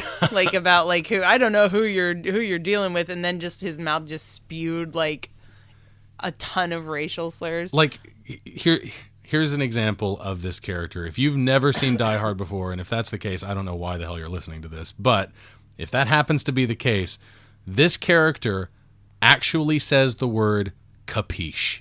He does. Actually says the word capiche. So that should let you know everything you need to know about Harry Ellis. But man, the beard, like I'm a fan of beards, but the beard with like the white pearly teeth is just awful. He's so terrible. I mean, you guys do kind of have similar beards going on, though. Like, you realize that, right? Like, you've kind of got the same beard as Ellis right now. You gonna pour me a Coca-Cola? No. I want a Coca-Cola now, or I'm gonna get angry. Capiche? Oh my god. Yeah, you're not getting a Coke. I like his little like nods and stuff to Hans every time he says something. Like he creates a new level to the story. Yeah. He's just like, man, if you don't give yourself up, they're gonna kill me. And then he like gives the thumbs up to Hans, like, yeah. And just like the contrast between these two characters, putting them together, the juxtaposition, if you want to say, right? Like it's just beautiful because they shouldn't be in the same room together. Their personalities clash so hard that they should not be having a conversation because it's so awkward. Neither of them knows how to talk to the other person. Yep. And just the hatred that Hans has for this man is all over his face. And why wouldn't you hate him? I don't know if you've noticed, but the gunshots in this movie are especially loud. They are loud. They're there a reason for that? There's a reason for that. John McTiernan wanted to make a more realistic, gritty movie, a grittier action movie. So he had his sound effects guys go out and record all new, because basically for gun sound effects, there's a huge library of sound effects and stuff that you can use that Hollywood, producers and directors and people use all the time. But John McTiernan wanted his own sound effects because he wanted the right sounds for the right guns that they were using. He didn't want close approximations. So he had his sound guys go out with live ammunition and record the gunshots of the actual guns that the characters are using in the movie. Oh, wow. And he wanted it to be mixed into the sound mixed at a level that's much, much higher than what would be normal, compared to, the wonderful score by Michael Kamen and, all of the dialogue and all that kind of stuff. And the blanks themselves, as they're, the actors are using blanks, and usually blanks are not full load blanks. They're usually like half load or even quarter load blanks, because you don't need that much power to make a muzzle flash, and, to do the thing that blanks should do in a fake gun. Right. So, but McTiernan wanted the guns to feel like guns. He wanted when they shot the guns, he wanted them to feel like they were shooting guns. So he had them put full loads into the guns, and because of that, you've got these amazing muzzle flashes and you've got a lot of really good reactions from actors where they're shooting these guns. And like, for example, Alan Rickman could not shoot a gun without wincing. He just couldn't. So most of the time, I think there's only maybe one shot in the entire movie where when he fires his gun, it does not smash cut away from him to something else, because he winces every single time. And in the one shot or the one or two shots that they keep it in, he winces. And that's interesting. Yeah, it's kind of known that that Alan Rickman couldn't handle the full load blanks. But unfortunately, in the scene where it's either Marco or Tony or Franco, I can't remember. But in the scene where McClane is crawling under the table and there's the terrorist walking across the table and he's shooting under it and whatnot, and the terrorist says something like, "Next time you have the opportunity to kill somebody, don't hesitate." And John McClane shoots his gun like really close to his chest, up through the table.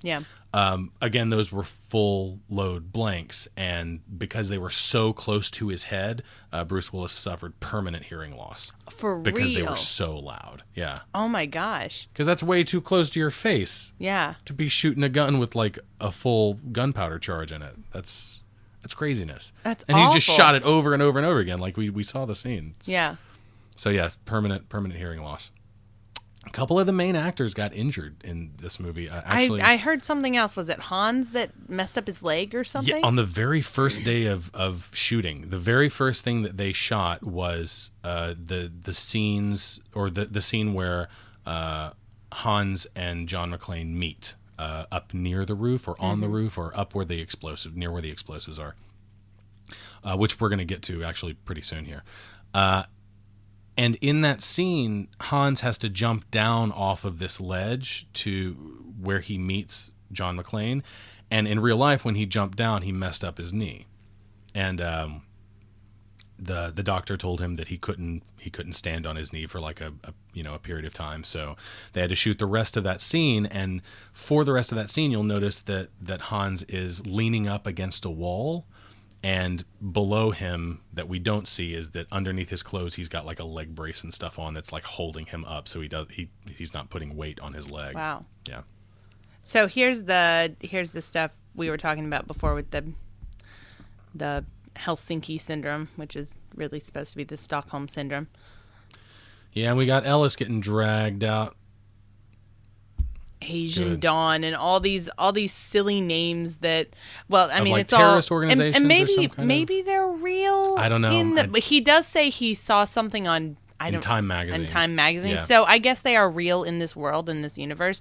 But they've got his list of demands was to free members from extremist groups in Northern Ireland, Canada, and Sri Lanka, and here we see the chief of police was trying to get in touch with them, I guess. Mm-hmm.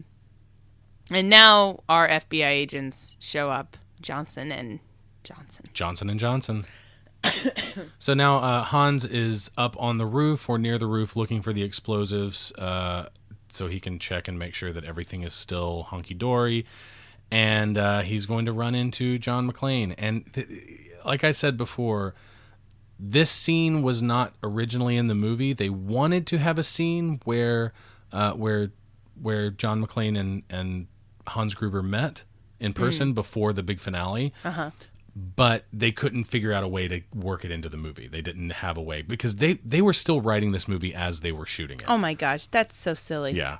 And I've heard, you've told me that before about movies, maybe even some we've done for this podcast, and I can't understand that. Like, you can't understand how they turn out so well. Yes, I can understand when that. They're still writing. That you're working on something and you don't know how it's going to end before you decide it's finished. Because I mean, it's so many times when you write something and you come to the end of it, it's different than what you thought it was going to be in the beginning. And that means you have to make changes to the beginning if you want to keep that ending. So what I was saying is that the reason that this ended up in the movie is because they were trying to figure out how to get them to meet. And then they discovered, this is what the trivia page on IMDb says, then they discovered that Alan Rickman was proficient at an American accent, and they put this scene in here where he pretends to be an American, and I'm just gonna call bullshit on it because his American accent it's garbage. It is awful. It is so bad. Yeah, it is, and he can't keep it up too. His German accent's terrible too, but like him having a German accent is not pivotal to, you know, this movie's success or like a scene success or whatever. Right, it's just, right. You know, it's good enough. We know he's German. It's fine. But these scenes, like with him and Bruce Willis, rely on him being a convincing American. And he's not. And he's not. He's not at well, all. maybe that answers my question from before earlier, where, you know, I always wonder at what point does McClane know that this is Hans? Because by the end of their little thing together, he knows because he gives him a gun with no bullets in it. So he knows that this is Hans, or at least this is a bad guy. But like right here, does he know right here? He must already know. It must be from the beginning. And he knows from the beginning because the accent's so bad. Yeah. Right? I guess that's got to be it. Sure. Okay. I'll accept that. I mean, the American accent's so bad that he has to know that this is. But they even do this whole little thing right here where he calls himself Clay, and then we look up and it's a name on the board. Yeah. So it's justifiable. Oh, this is a guy who works here. His name is Clay. Well, they're kind of jerking the audience around a little bit. So Bruce Willis knows, or he doesn't know. Does John McClane know? I don't know. Maybe he does, and then ultimately he obviously knows. Right. Or maybe he didn't know, but he wasn't sure enough to give him a loaded gun. Yeah. And then right here, I think it's important that we saw the feet, and that there was a comment made about it because Hans is later going to use that against him. Yep. It's nice how things tie in this movie. All the stuff ties up. All the characters. The silliness make of sense. him running around without a shirt on and no shoes is explained. It's explained from the very beginning, from the very first scene. And so none of it seems silly, except for the stuff that does seem silly with the cops. And that's why I keep going back to that. The cops, I guess the cops, other than Powell, the cops are... Powell's fine. He's perfect. They're pretty cartoonish. And they are. It feels like they're supposed to be. Like, I feel like that's exactly what they wanted from those characters, is to be kind of the, you know, doofy dumbasses that, you know, can't do anything. Because that's ultimately what they accomplish, is jack shit. Yeah. The cops don't end up doing anything. Yeah, it's pointless that they're there. Yeah, we see the compassion from Al Powell's character, and we see that he has a connection to Bruce Willis because he's kind of got that family man thing going on, which obviously Bruce Willis, I guess, considers himself a family man. So you've got that connection there, but, you know, we're supposed to side with Bruce Willis's street smarts, or we're supposed to side with kind of his, you know, gritty, homegrown New York cop, you know, kind of thing. Right, and like, you know, there are comments. What is it? Instead really? of like the artificiality of Los Angeles, like that kind of is in its own way a point of conflict. American like character. social commentary too. Yeah, social. Well, definitely. I mean, this is an '80s movie, and if we're talking about the excess of the '80s, we do have a character that, you know, snorts cocaine, and, you know, we've got 3 Playboy bunnies in this movie and lots of explosions and stuff like that. And that's not to discount the film in any way, but I do feel like the police officers being really cartoonish kind of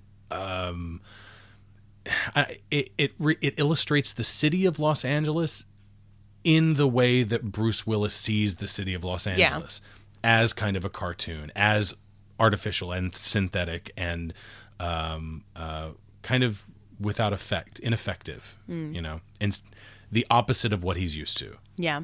So. Now we do get some commentary much earlier on in the movie when I think it's when he meets really gross squib effects there with him shooting the guy's knees out. Oh yeah, it's awful. Yeah. When he first meets, and squibs are what, the blood things? Yeah, the blood things. Oh, so this shot coming up. Did we miss it? I don't think we missed it, but the shot coming up with the desk that's got like the Santa Claus and the tree on it and stuff like that was actually our hint for this episode, and one person got it right, and that was Eric Wallace from Facebook. So good job, Eric. Good job. So what I was saying is that in much earlier in the movie, I think when he meets his first bad guy, because I don't know what to call him, thief, and he, the guy says something to him like, "You're not going to kill me because you're a cop and you play by the rules," and he says something to the equivalent of, "That's what my boss is always telling me to do." That's what my captain keeps telling me. Yeah, and so we get the impression too that he is different than well, he's the stereotypical today. We've got this stereotypical image of the cop who doesn't play by the rules, the whole Dirty Harry thing. Yeah. Too old for this shit. Yeah. But it is in great contrast to these LA guys who are doing really silly stuff in the face of very serious stuff. Yeah. So in this scene that's going to come up, maybe we've already missed it or maybe it's about to come up, but he has on rubber feet. Do you know that? I did not know that. Look at his feet. Maybe it's already... I know we saw one shot of him standing in the glass, but when he walks through the glass, we don't actually see him walk through the glass. Well, then maybe it was when he was standing in the glass. I read that his feet look a little large. See, I read the same thing, and I kept going back and saying, wait, I mean, because when I read that, I was like, there's actually not a shot of him walking through the glass. I don't know, then. Maybe it's the scene where he's just standing in the glass. We see the aftermath of that. Maybe it's when he's standing in the glass then. I don't know. They looked fine to me. Like, I saw that shot too. But yeah, I read that same thing. I don't know. I read that... The more I read, like, trivia off of IMDb, the more I'm like, half of this is bullshit, isn't it? Just made up it is. By people. It's probably just random people going on and saying stuff. But anyways, the internet says that he wears rubber feet. In this moment right here, I think it's fine that Holly notices that Carl is pissed, and then she says that John is alive and only John could drive someone crazy like that. But I think that had she not said that and she just smiled, we would still get that information. Yeah. It's almost doesn't go in the same fashion as... Oh, yeah, they're kind of big. Maybe they are. Here? I don't know. Those feet did look a little bit big. I don't know. Maybe he's just got big feet. Maybe. You know what they say? Maybe the internet's a liar. What they say about big feet? Big shoes? You said it. That's it. You got it. Damn it. You took my joke. Well, no one's ever heard it before, so... Yes, I made it up just a second ago, actually. And then I said it. That's right. That's what happens when you hit the 10-year mark in your relationship. You develop telekinesis, not telekinesis. Telepathy. I wish we would develop telekinesis. Develop telepathy that would be awesome. With your spouse, and then she can steal all your fucking jokes. Oh my god! But I heard that all of this stuff, all of the lines that Bruce Willis is saying, were all ad-libbed. Like, he just made all this stuff up, which I guess would mean that they just wrote lines for the other side of the conversation after they shot this. That doesn't make any sense. It doesn't. Again. No. I read that... Okay, I know what you're talking about. I read that some people were saying that this stuff was ad-libbed, but that actually it's pretty close to the... Like, it's a little bit changed, but it's pretty close to the original script. Oh, okay. And that's right, because the other thing that I read was that based on the strength of his performance in this scene where he's pulling the glass out of his feet, the director Terry Gilliam thought that he did an amazing job, like ad-libbing and bringing like that emotionality or and whatnot to that particular moment. So he decided to cast him in 12 Monkeys based on that. And then I don't know what 12 Monkeys is. It's a really great science fiction movie that we should probably do for Popcorn Poops. It's sci-fi. Yes, it's very, very good. Okay, cool. But yeah, apparently he cast him based on the strength in that scene and his ability to ad-lib when he didn't actually ad-lib all that much. So we just got some dialogue here from Powell that I think we have to talk about. Yeah, definitely. Because it definitely has to do with... It seems timely, sure. Yeah. Powell... It came out that Powell used to be a beat cop, but now he's a paper pusher. He's an office cop. And the reason that he basically changed his jobs within the police department is that he had an accident where he shot a kid. He said it was dark, and he was like a 13-year-old kid, and it was dark, and the kid had a ray gun toy that looked real enough, and he shot him and killed him because he was in fear for his life. And it is a bit timely, what with the things going on in Ferguson, Missouri right now, and the death of Mike Brown, and at the hand of a former officer, as I understand it, Derek Wilson. I'm going to be completely honest. In my living abroad, I've learned to do this magical thing where I just am exposed to absolutely zero news whatsoever. Yeah, you don't watch the news, and you're not really an internet person. I think the internet's great for internet radio and for listening to Pandora, streaming movies. Yeah, sure. But anyways, though, like, I kind of have this magical ability to not be involved in anywhere because I just ignore Japanese news because whatever, it's in Japanese and I don't want to deal with it. And then I have to search out American news if I want to find it. And it's not like I can turn on the TV and just watch it. So I honestly don't know everything about what's going on in Ferguson, but I understand that everybody's really riled up about it, and that there are a lot of riots and stuff going on too. Yeah, I know people who are marching and stuff. Mm-hmm. So I guess that's incredibly timely to what we have portrayed here in this movie. But the thing is, not really knowing a lot of what's going on with Ferguson, but my opinion from the character in this movie is that I'm sympathetic for this guy, because I mean, like, I would be careful what you say, because right. I don't I think that if you read about the situation, you probably wouldn't be all that sympathetic for Darren Wilson, and you shouldn't be. Like, this is not a political podcast, and I don't intend for it to be political, but yeah. Well, again, like, I don't know. You said he was a former cop? I think he quit. I think he's quit in light of all of, the things that have happened. Okay. But yeah, basically the most recent thing is that he was not indicted for what happened. He's not going to be made to take responsibility for his actions of shooting an unarmed 17-year-old. And of course, we don't know everything behind the story of this character here of Powell. Right, but they're taking this situation and they're making it. I mean, because I do think that it is timely, but it's also very different because Al's character is clearly upset at what he did that was an accident. Like, he didn't. Right, and that's what I'm saying. Yeah, about this character. So there's obviously a difference there, and I think that it is interesting, like, all the things that I've been seeing on the news and rewatching it this week, and the fact that, that's part of his arc is that he shot a child who was, essentially unarmed. He had a toy, but he didn't know that. Yeah, it did seem timely and kind of in kind of a strange way. Yeah, it was weird. It was very weird to see that.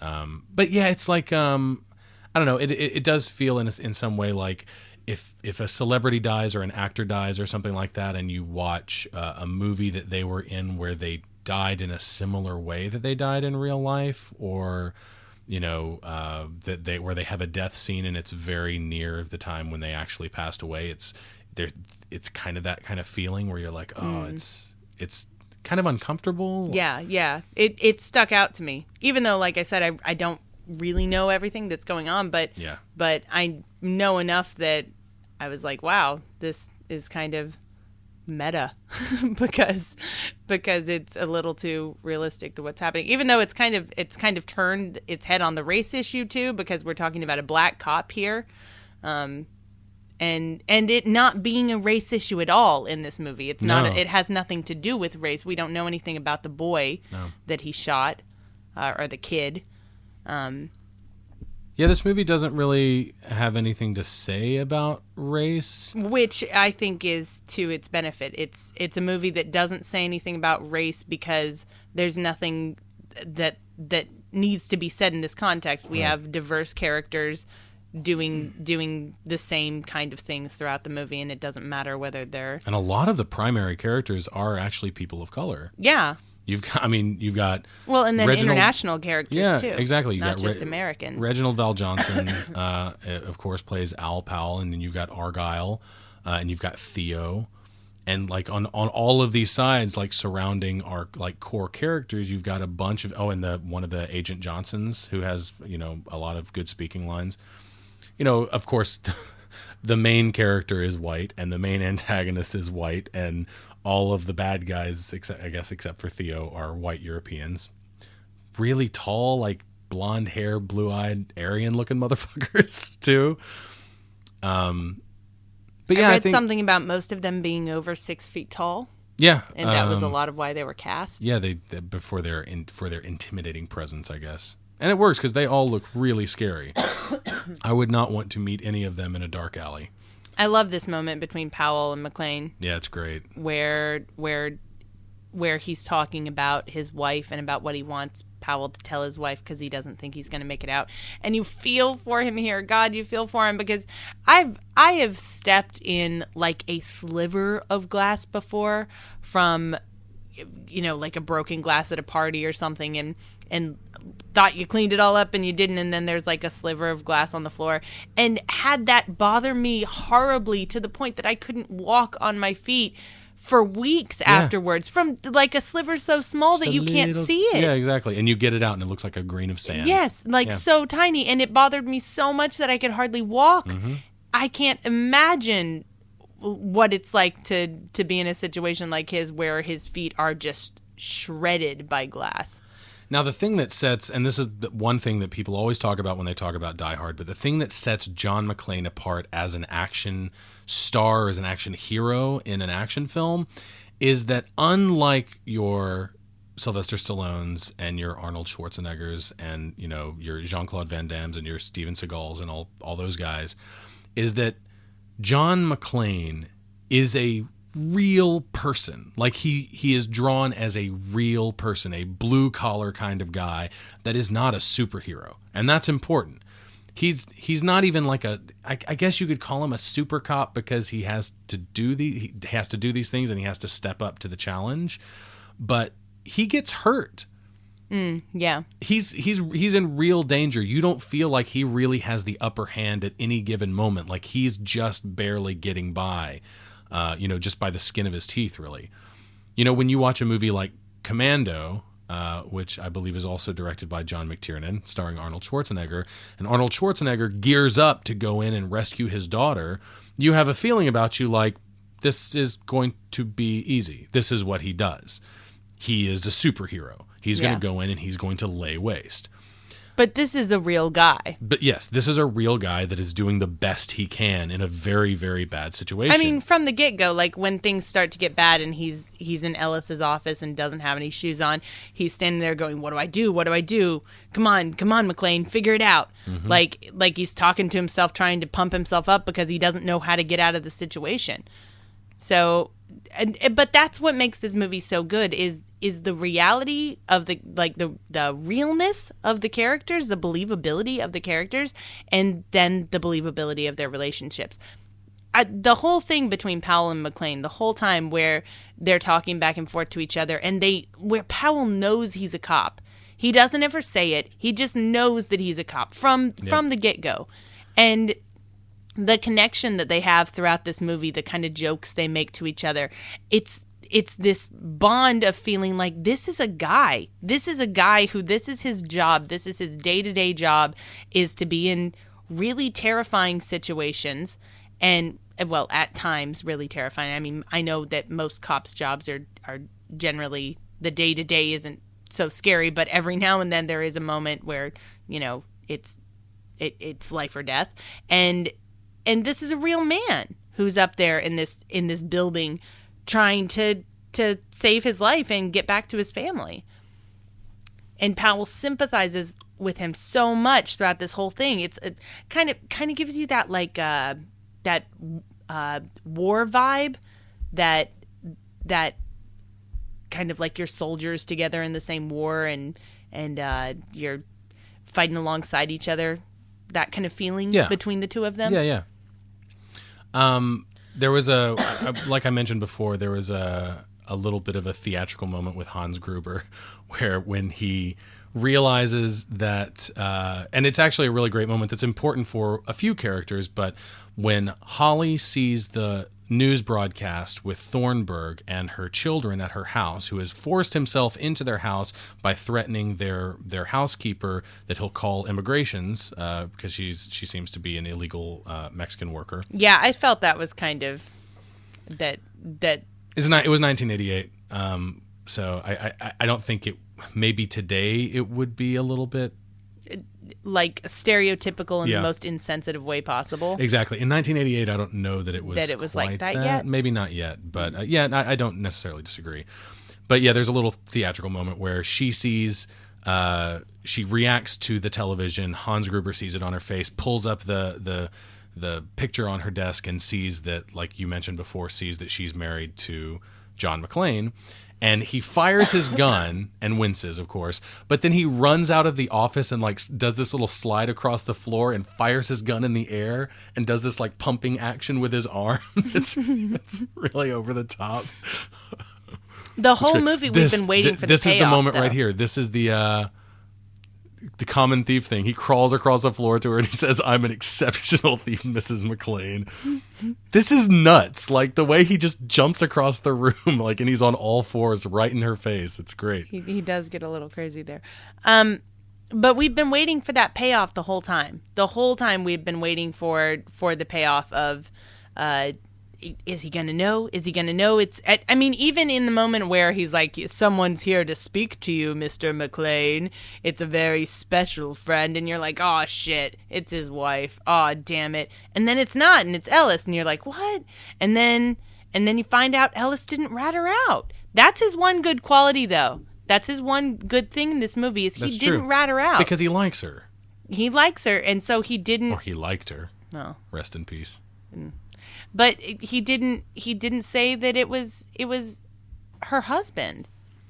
Yep. He was smart enough to do that. So now we've got the two Agent Johnsons in the helicopter approaching the building, and I think being way too excited about it. yeah, comparing it to Saigon, comparing it to Vietnam, and the younger Agent Johnson says that he was in junior high when that happened. Junior high dickhead. I was in junior high, dickhead.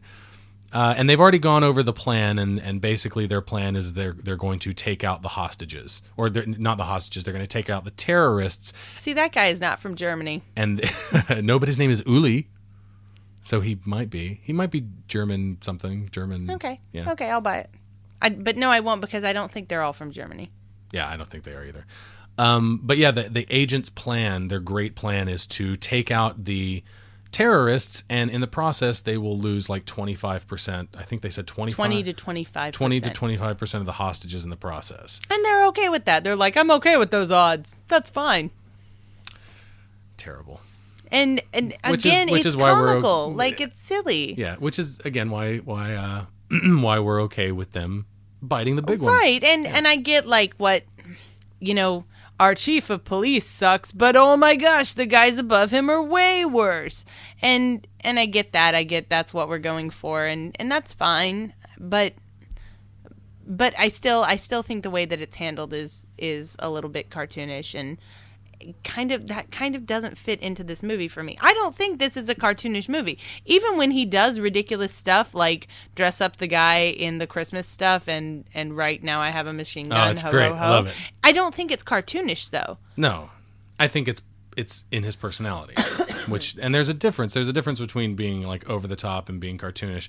But like, you're talking about the 80s. You're talking about the time period where action movies were cartoons. Like by and large, that's what they were, and this was really kind of a departure from that. And I can still see how it was informed by those movies that came before it and movies that made this particular genre popular. But I mean, mostly it's very, very down to earth and very, very gritty. And those cartoony elements, I don't think sidetrack it so much as, I guess, ground it in its time period a little bit. Because otherwise it would, I mean, it would not feel maybe like a product of the 80s, but it does. It does. Like, I think it's a fantastic movie. I still think it's a masterpiece. But I do think that those elements make it feel like a product of the 80s, which is not a bad thing. Yeah. I think it's just how movies were made back then. No, I get what you're saying. But yeah, we just got the great moment where John McClane jumps off the roof with a fire hose wrapped around him, and now he's crashing through the window, and it's not over yet because he's going to be sliding across the floor on this tatami mat that he's on and in danger of falling out the window. Because he's still tied to the hose. Lots of really, really great tension in these scenes. He's got a lot of moments of, like, just super luck. That Yes. he gets through this Lots stuff of by oh shit super moments that super are luck. just- yeah. Like, you know, he had one chance when he shot that window, when he swung back and he shot the window with the gun, because the thing flew over the edge after he slammed into the window. If the window hadn't broken and he hadn't crashed through it, then he would be down at the bottom of the building. Yeah. So, like, there's a lot of moments in this movie where he gets by just by luck. And so now there's the helicopter. The helicopter's gone. He's walking through the office now, which is in much worse shape than it was earlier. It's exploding. It is exploding. That's definitely much worse shape than before. So he's gonna go up to the 31st floor where the vault is, and they're gonna have the final face off between John McClane and Hans Gruber. But one of the other things that I think is really notable about this movie that I don't hear anybody talking about is its use of lens flares, specifically horizontal lens flares that one J.J. Abrams is very much known for using in his movies. I would argue that J.J. Abrams probably took that from John McTiernan. You think so? I think he did. Because there are moments, the lens flares in this movie, there are moments where they look just like a J.J. Abrams movie. Just the it's not just the circular lens flares, but the horizontal streaks that go across the screen, the really like bright blue ones and whatnot. Yeah. And while I think that some of them are digital, I don't want to say this and be wrong, but I think that some of them are digital in J.J. Abrams movies. But obviously in Die Hard, in this movie, they're all going to be like real, lens effects. So, in that last moment, we saw that John McClane has 2 bullets left, and there are 2 terrorists left, because I guess he just punched one of them to death. Oh, Just the guy that came around the corner, just punched his face off. When you're out of bullets, just punch him to death. And he saw some Christmas wrapping, some wrapping supplies. And we had like a little Christmas theme there. Lest we forget that we are watching a Christmas movie. Now, you know what my argument for why this is a really, really great Christmas movie? Why? Is because it's about the family unit. It's about getting back together with your family or strengthening the family unit to survive. Coming home for the holidays. Coming home, you got elements like that. Coming home for the holidays, strengthening the family unit to survive the harsh winter. Because that's what holidays really are. There's this really amazing episode of the Cracked podcast, which I recommend everybody go listen to. And the whole episode is why Christmas movies are basically just propaganda for like the season. And they explain it really well, and they talk about, of course, the commercialism and whatnot, but they get into like the sociological and psychological core of why we have so many holidays, like family holidays, grouped together around Christmas time, and it's across like various religions, like worldwide. Yeah, is that wintertime has the most family gatherings, like holidays and feasts and things like that. True. And it's all about surviving the winter. It's all about communal living during the winter. The world wants to kill us right now. Right. This is when the world kills the most of us.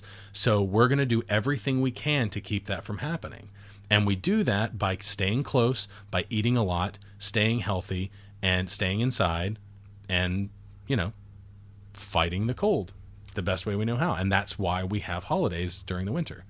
And that's basically what this movie is about. It's about strengthening the family unit. And it's got, like you said, the elements of coming home for Christmas and all that kind of stuff. Yeah. And there's snow. We're not there yet, but there's snow. You wait for it. I'm waiting. There will be snow. I'm waiting for the snow. But yeah, this is this standoff at the end is really, really great. It ties up some really cool stuff, and I can't say that I'm a huge fan of what's his name, Alan Rickman's Yippee-ki-yay. sort of awkward delivery of yippee-ki-yay. It was pretty awkward. Something like yippee-ki-yay motherfucker or something like that. It was pretty bad. Yeah, and shoots Hans, pops Eddie in the head. Eddie is the other terrorist that was in the lobby the whole time. Okay. And now we get see, to I see. never caught their names I guess it's this the well. last. It's not the last thing that gets wrapped up in the movie, but it's one of the smaller things. Earlier, we talked about the Rolex that kind of represents Holly coming out here and being successful, and it kind of separates her, or it is a symbol for her physical separation with her family or Yeah. from her family. Yeah. And now that we're at the end, Hans is holding on to that wristwatch, and John McClane just unclasps it, and he falls to his death. And he has a really silly face. He does, because the stunt person holding him was going to drop him on the count of 3 and dropped him on the count of 2. Oh. So that's a genuine reaction right there. Well, But that shot right there where he's falling, not the one, not the reverse shot from the ground, but from above where he's looking up at the camera, was shot at 300 frames per second, which is how you create that slow of a slow motion image. cool. But yeah, of course, if this movie was made today, it would just, people would be saying 9/11 imagery, right? 9/11 imagery. You know what I kept thinking of? I believe I see snow. Do you see snow? Are you talking about the paper falling down? Well, it doesn't snow in Los Angeles, Jessica. Yeah, I thought there was like fake snow or something somewhere. No, that's our snow. The papers falling out of the burning building. Is the snow on Christmas? It's the Christmas snow. That's magical. And when they drive away, you'll see it all over the ground, and it looks like snow. That's what it is. That's magical. It's a magical moment. Do you agree? I agree. You know it's snow, right? I know it's snow. Okay. I agree with you. You sound like you're just going along with what I'm saying to make No. me happy. I think it is snow. Okay. I think it's good. Good job. Good job. You spotted it. I did it. A+. I did it. You got it. It's a Christmas movie. What were you Christmas saying? miracle. You were saying something? I don't know what I was saying.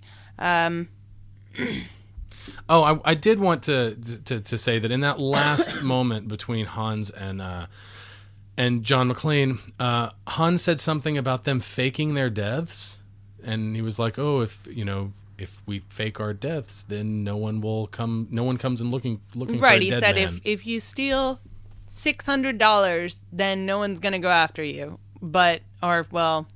Maybe someone will go after you. Anyways, but he says if you steal 600 million, they're gonna find you, but they won't if they think you're dead. Right. How? This was a new development for me. I don't know. Did you get the feeling that they were going to fake their deaths at all? Not until he said it. So how exactly were they going to pull that off? Well, because they were supposed to be on the rooftop. They were saying they were on the rooftop too, and then it all exploded, I see. and they were supposed to be standing up there. So the terrorists were supposed to be up there too. I thought that they were just supposed to. But send like they the heard it all. hostages They up heard there. it all. The people up there, right? But we're supposed to presume that. But I mean, like the people, the FBI agents in the helicopters could see who was up there, and they could see there were not terrorists up there. I don't know. Whatever. Except for Bruce Willis, which they assumed was a terrorist because he was shooting. And then here's shooting his Al's gun like a moment madman. right here. Yep, Al gets saves his the day. because of course after his accident where he shot the kid, he said that he couldn't draw a gun on anyone anymore. Yeah. Not that he wasn't allowed to, that he couldn't bring himself to do it. Yeah. And of course, in the last moment when Carl comes back to try to claim his last minute revenge, Al stands up and shoots him 5 times. And then Argyle's going to be there to really save the day at the end because he waited this whole time and he's going to give them a ride home. Best limo driver ever. Best limo driver ever. I mean, he sat down Definitely. there for hours. Like the whole night. Yeah. The entire night. And for like half of it, he didn't even know why he was sitting down there. It wasn't until like halfway through that he was like, oh, wow, this building is under siege by We didn't really thieves. see them taking out any of the remaining terrorists. Do we know how many are left? I think they're all gone now. Are they all gone now? Because I thought I saw one in the scene before the face-off where John McClane punches him and just punches him out, unless he did in fact get his face punched off. Well, and then Argyle, I mean, we have to assume he didn't kill the guy when he punched him in the ambulance. Yes, yeah, that's Theo. right. So Theo's not dead, but I don't see them being dragged away. No, well. But of course, our Thornbird character gets his arc finishes up really nicely, where he went to their house and he took advantage of their family and created a bad situation for them, inside in the office. And when Holly sees him, she punches him. Well, and I like that we think that John is going to punch the chief of police, but he doesn't. Yes, And then she's the one who punches somebody. exactly. That's fun. It's a fun little turnaround. So yeah, I don't know why Argyle didn't drive through the gate earlier, though, if that's how he's going to get out anyway. But whatever. We didn't talk about a lot of stuff that I wanted to talk about, but that's okay. I really do like the score. And yeah. And the Ode to Joy thing. Yeah, I think this is a really, really great way to kick off our month of holiday movies. So we've got 4 more after this. Next week is your pick. It is. So that is going to be a lot of fun. I look forward to doing that.